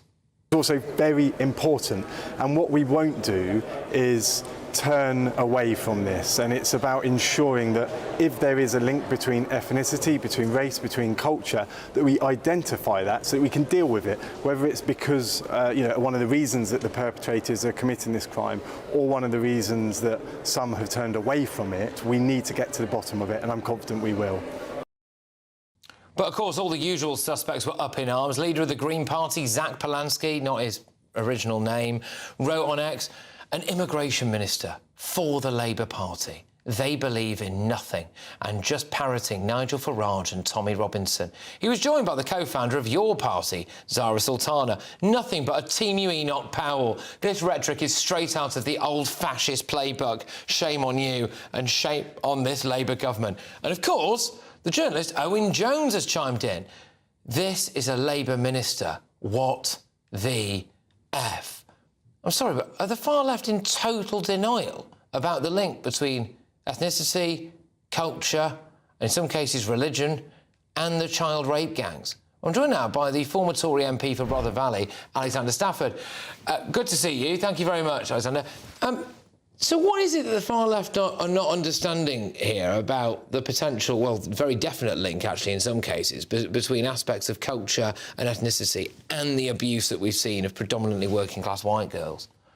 Well, I don't really understand what they're going on about, in the sense that we had the J report in 2014 looking at Rotherham, and it said there's a clear link, overrepresentation groups or people from certain minority groups abusing white girls. We had the Casey report this year, which was at 3 different police forces, including in Manchester and South Yorkshire, and once again, the conclusions were exactly the same. So they're basically denying the facts that are out there, and facts that have been independently verified by several different highly qualified, highly independent people investigating it. And they're trying to minimize, I think, some of the impact and diminish the impact that has been had on the victims. I think worse still is that by diminishing and moving our eyes away from the root cause of often this problem, you're actually going to make it more likely for issues like this to happen again and again in the future. I think it's absolutely disgraceful and bizarre they're ignoring the facts which have been presented to them in an independent manner. But it's actually a willful ignorance of the facts. I mean, there has been numerous reports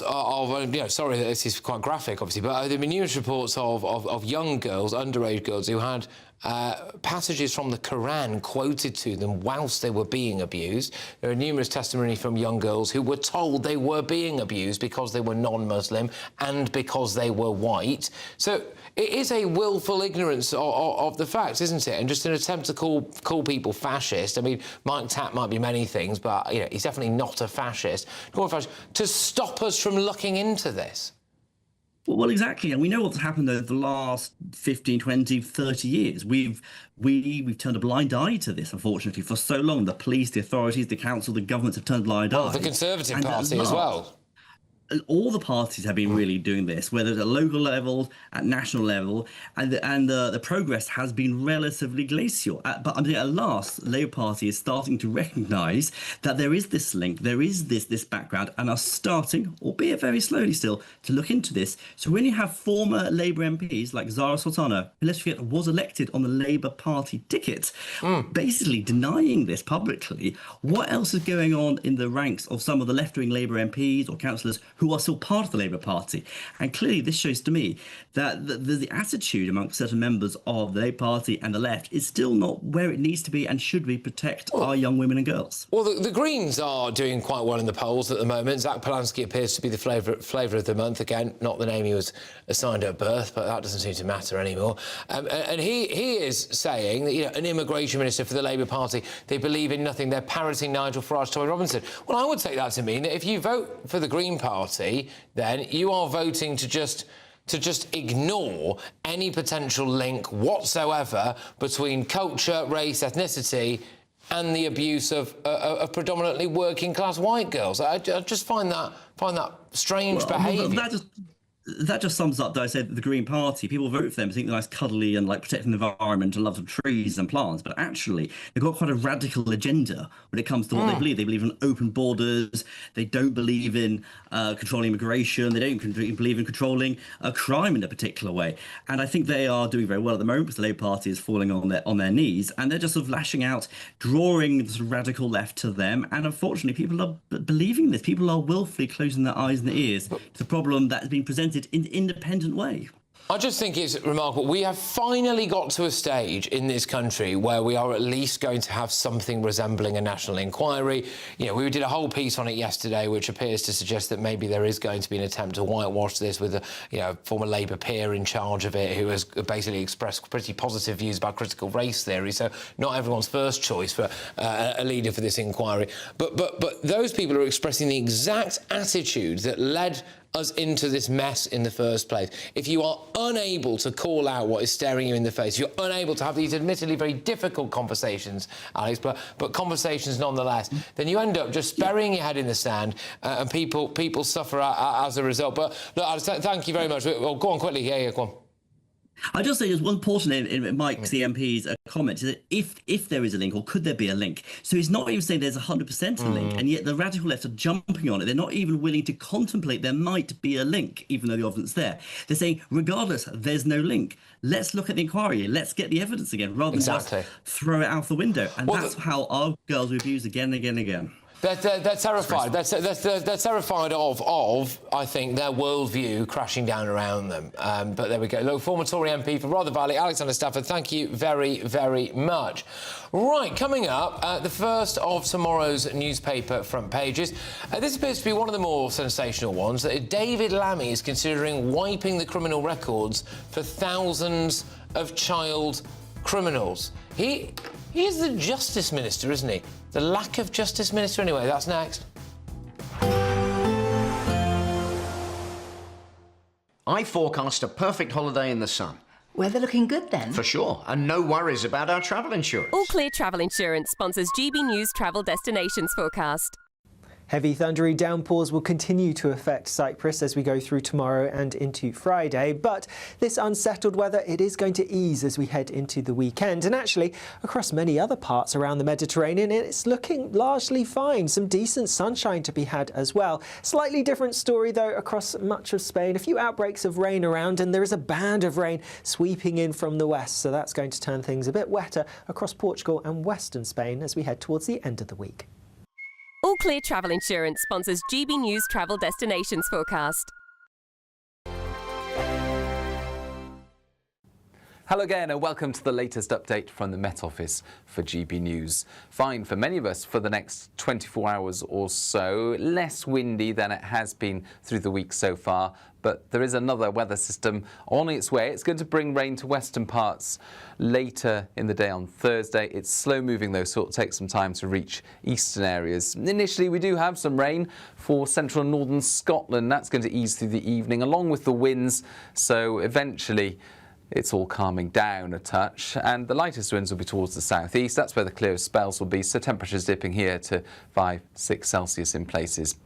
Elsewhere, thicker cloud remaining, and in fact the cloud tends to thicken. The breeze picks up once again in the west during Thursday morning. We'll see some outbreaks of light rain into the Western Isles, as well as some patches of cloud elsewhere across Scotland, but a decent chance of sunny spells emerging through the Highlands into the Central Belt, the southern uplands. Eastern parts of Northern Ireland, a bright start, thicker cloud towards the west, and it's a similar story for much of England and Wales, always cloudier towards the west, but aside from a few mist patches, some decent sunshine through the Midlands, East Anglia and the southeast during the morning. It won't last because we've got another area of cloud making its way from the Channel northwards into southern counties of England. Best chance of keeping the sunny skies, East Midlands, eastern parts of England, for example, and feeling pleasant enough with another mild day expected, 12 or 13 Celsius, and a southerly breeze. That breeze will pick up in the west with outbreaks of rain moving into western parts as we end Thursday afternoon.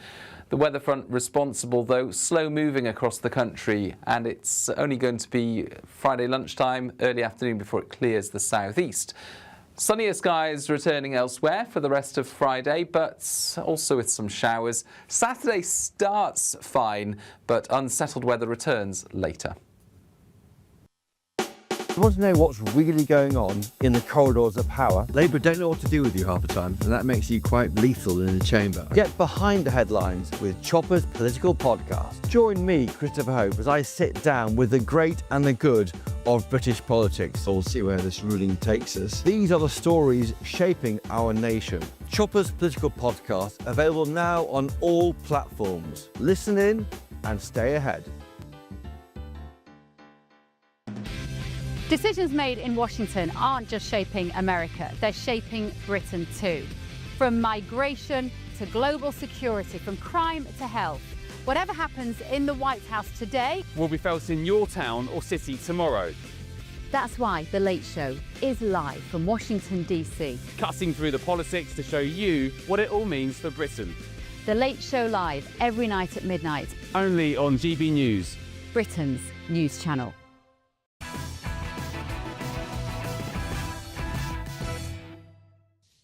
Welcome back. So let's give you the first look at tomorrow's newspaper front pages. Daily Telegraph, Falkland arms ban must end, says Millet, as he prepares to visit Britain. So basically it looks as though we might sell arms to Argentina. Yeah. And then they might use those arms to retake the Falklands. Yeah. Well, not retake it, just take it. Yeah, just take it. I suppose that's the worry. I mean, on the better news, I think you can take any Argentinian president saying we're definitely going to get the Falklands back as being a bit ceremonial rather than a military threat. Milei himself has said it would only be through diplomatic means. And I think I'm right. Not via the chainsaw, then?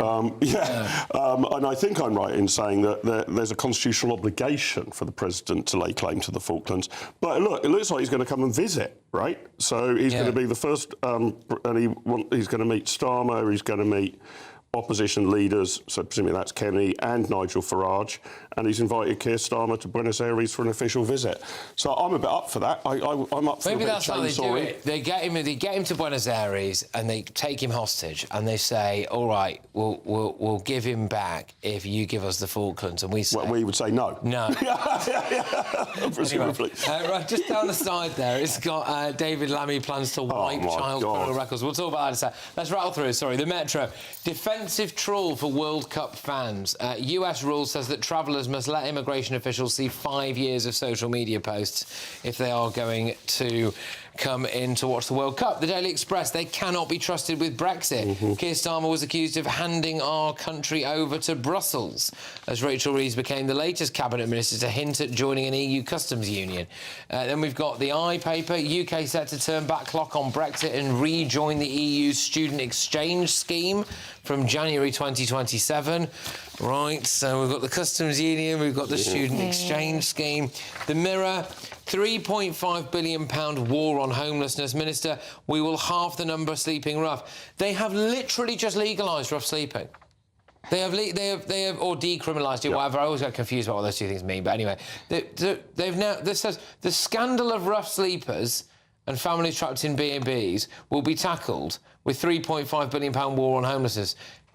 They let people line the streets and meant that if it was right outside my front door, there's nothing I can do about it. So, and what are they going to spend the £3.5 billion on? That's not clear, is it? Is this just them hotting up again their plan to build some houses? I'm not quite sure what they're spending. Fill it with homeless people. Yeah. But also vow to end hell of families stuck in B&Bs. That they are trying to do things. You give them credit, for God's sake. Yeah. Because half the time we say, look at all those homeless. They're ex-army. We don't look after our boys, and look at these boys sleeping rough. We don't. And here they're saying we're going to try and help people. Yes, that's a good point. I would welcome it if it was specifically for Britain's military veterans. But shouldn't it be our top priority sorting out our own homeless over people who have turned up here illegally? Well, most it's people, the hypocrisy that infuriates people. Rough, when you've got homeless vets sleeping outside of migrant hotels, that's what they're going to be tackling. Sleeping rough. Well, why haven't they done that already? Why wasn't that top priority? When they first came into government, the first thing we're going to do is still to stop housing people migrant. sleeping Every rough. person that rocks up across the Channel Gate, they go straight into the hotel.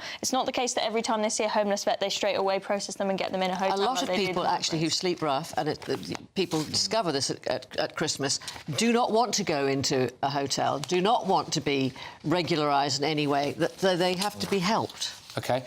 Let's first focus on the Telegraph now. David Lammy planning to wipe child criminal records. Mark. I mean, another ill-thought-out Lammyism, right? Bear in mind, the Labour Party has spent the last 3 weeks going completely nuts about Nigel Farage saying some hurty words when he was a teenager. Now turns out if Farage had been involved in some serious crimes, it would be wiped. Pick a lane here. Right? The hurty words when you alleged, which Nigel obviously denies, when you were 15, that's an absolute scandal. But now we're going to wipe out, I think it's anything other than the worst possible convictions, isn't it? So it's considering simplifying the system to ensure that checks are proportionate of their crime. So stealing a bike or fighting in the street would be evaporated, for example. They said dealing drugs or racially abusing a bus driver, say.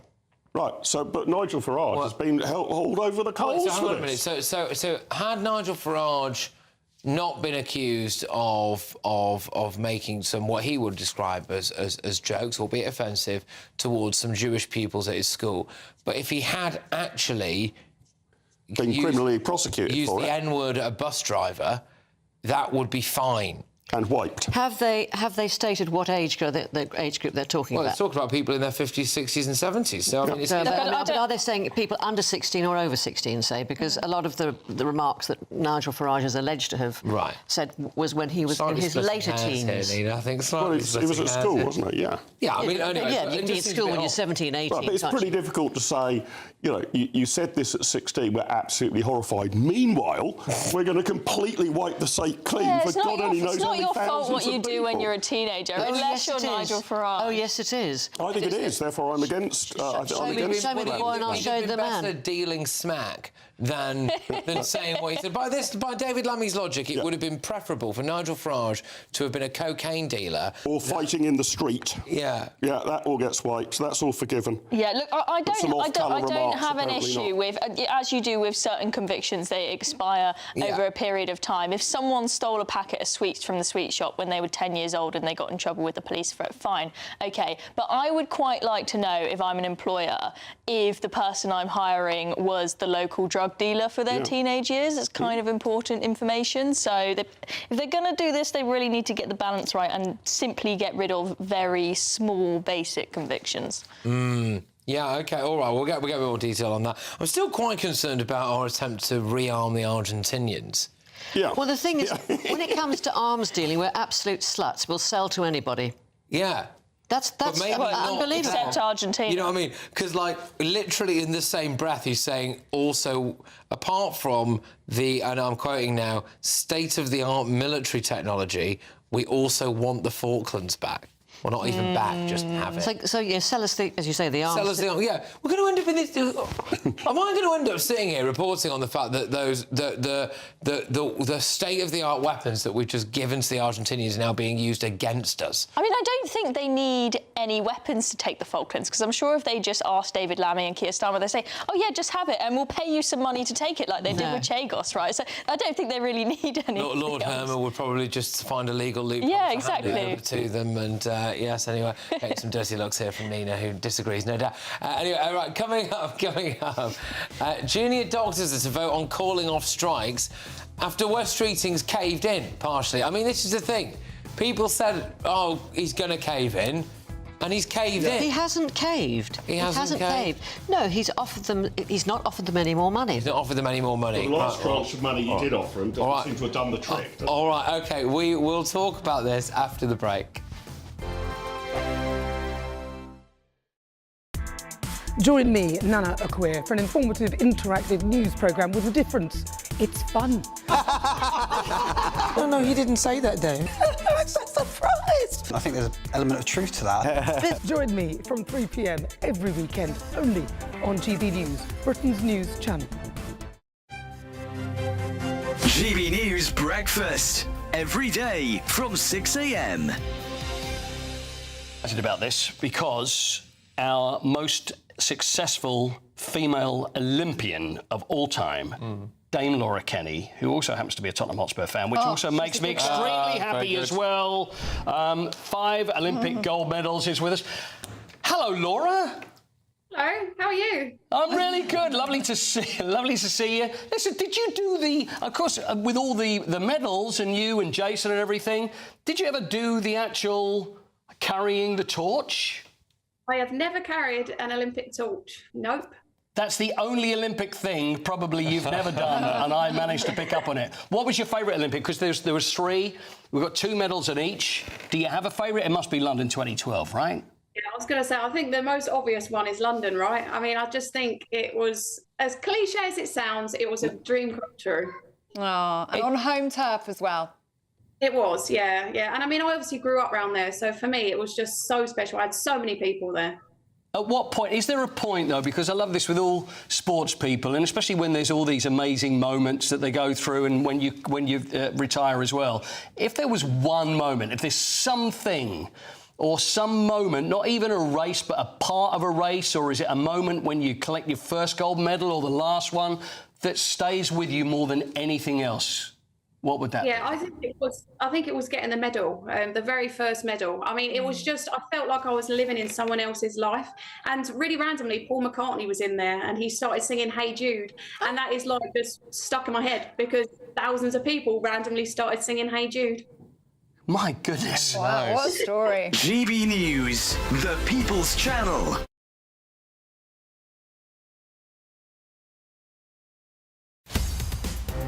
In the GB Newsroom, we bring you the news as it happens. With our team of dedicated journalists across the UK. We're ready to keep you up to date with what's happening every half an hour, every single day. Bulletins here on GB News. The People's Channel. Britain's news channel. No matter the state it's in, this is our nation. Join me, Jacob Rees-Mogg, for a genuine, honest discussion on where we have been, where we are going, and where we are with the people who set the direction. Tune in to State of the Nation every Monday to Thursday, 8 to 9 o'clock. Only on GB News.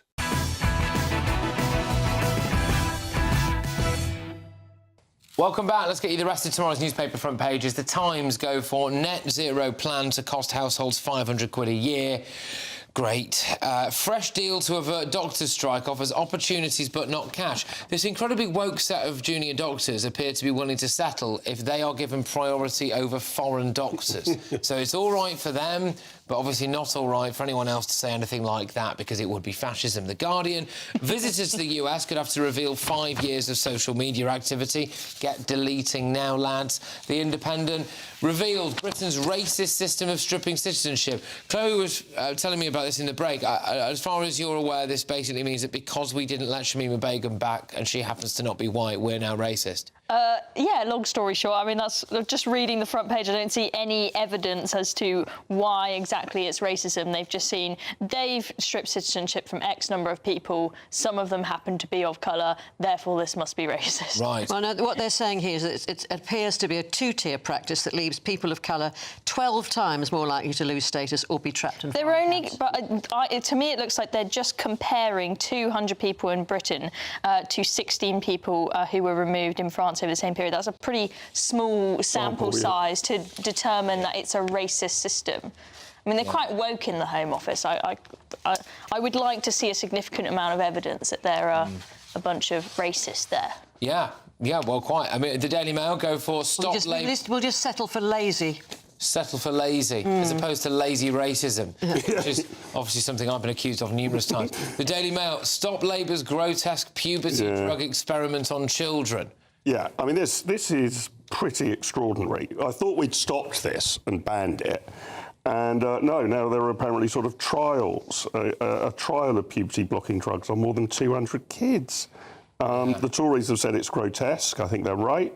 State-sanctioned chemical castration is what the Conservatives say this is. I mean, this has just got to be stopped. There shouldn't be trials for it. It should just be banned. OK. Just to round us off, The Sun go for Davina weds in secret. It's Davina McCall.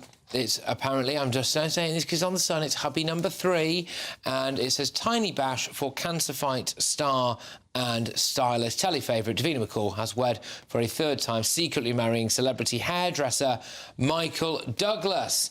Apparently it was just 3 months after they confirmed their engagement. Well, there you go. Congratulations. OK, so doctors' strike could be off now because West Streeting's offered them more. Yes, I mean, he has. It's fair to say that he's not offered them more money, and he talks tough, Streeting. He talks tough. I mean, he accused the BMA of acting like a cartel. And all the moaning minis. Yeah, but...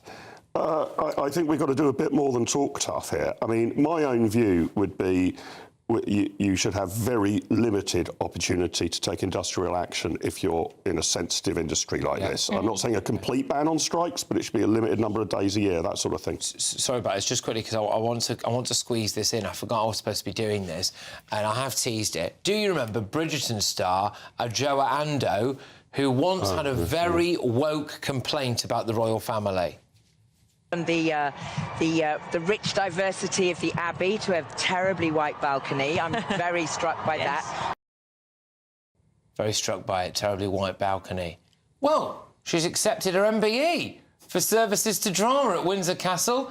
Andoh is best known for playing Lady Danbury in Bridgerton and has appeared in Doctor Who and numerous stage productions. So, yeah, didn't really mind it when the MBE came calling. Yeah, the royal family are white. What an absolute outrage. That's what she seems to be saying, isn't it? Yeah. And thanks for the MBE. And thanks for the medal. Sadiq Khan had no issue taking his life, saying he didn't like them before. I don't think she said anything against the royal family. She just pointed out the fact that they are terribly white. How dare you be white? No. The British royal family is white. Oh my God. No, I mean Meghan. If Meghan was there, then it wouldn't have been that, would it? Well, no. Right. Okay. Right. We're going to get stuck right into tomorrow's newspaper front pages in more detail in the next hour. Thank you, panel.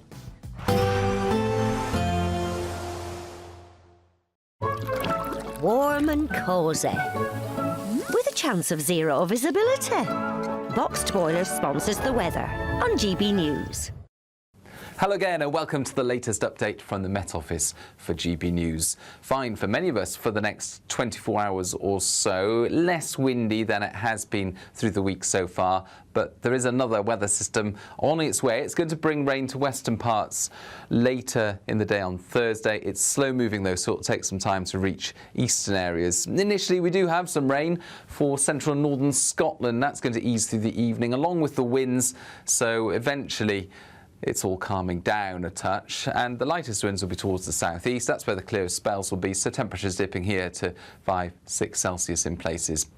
Elsewhere, thicker cloud remaining, and in fact the cloud tends to thicken. The breeze picks up once again in the west during Thursday morning. We'll see some outbreaks of light rain into the Western Isles, as well as some patches of cloud elsewhere across Scotland, but a decent chance of sunny spells emerging through the Highlands into the Central Belt, the southern uplands. Eastern parts of Northern Ireland, a bright start, thicker cloud towards the west, and it's a similar story for much of England and Wales, always cloudier towards the west, but aside from a few mist patches, some decent sunshine through the Midlands, East Anglia and the southeast during the morning.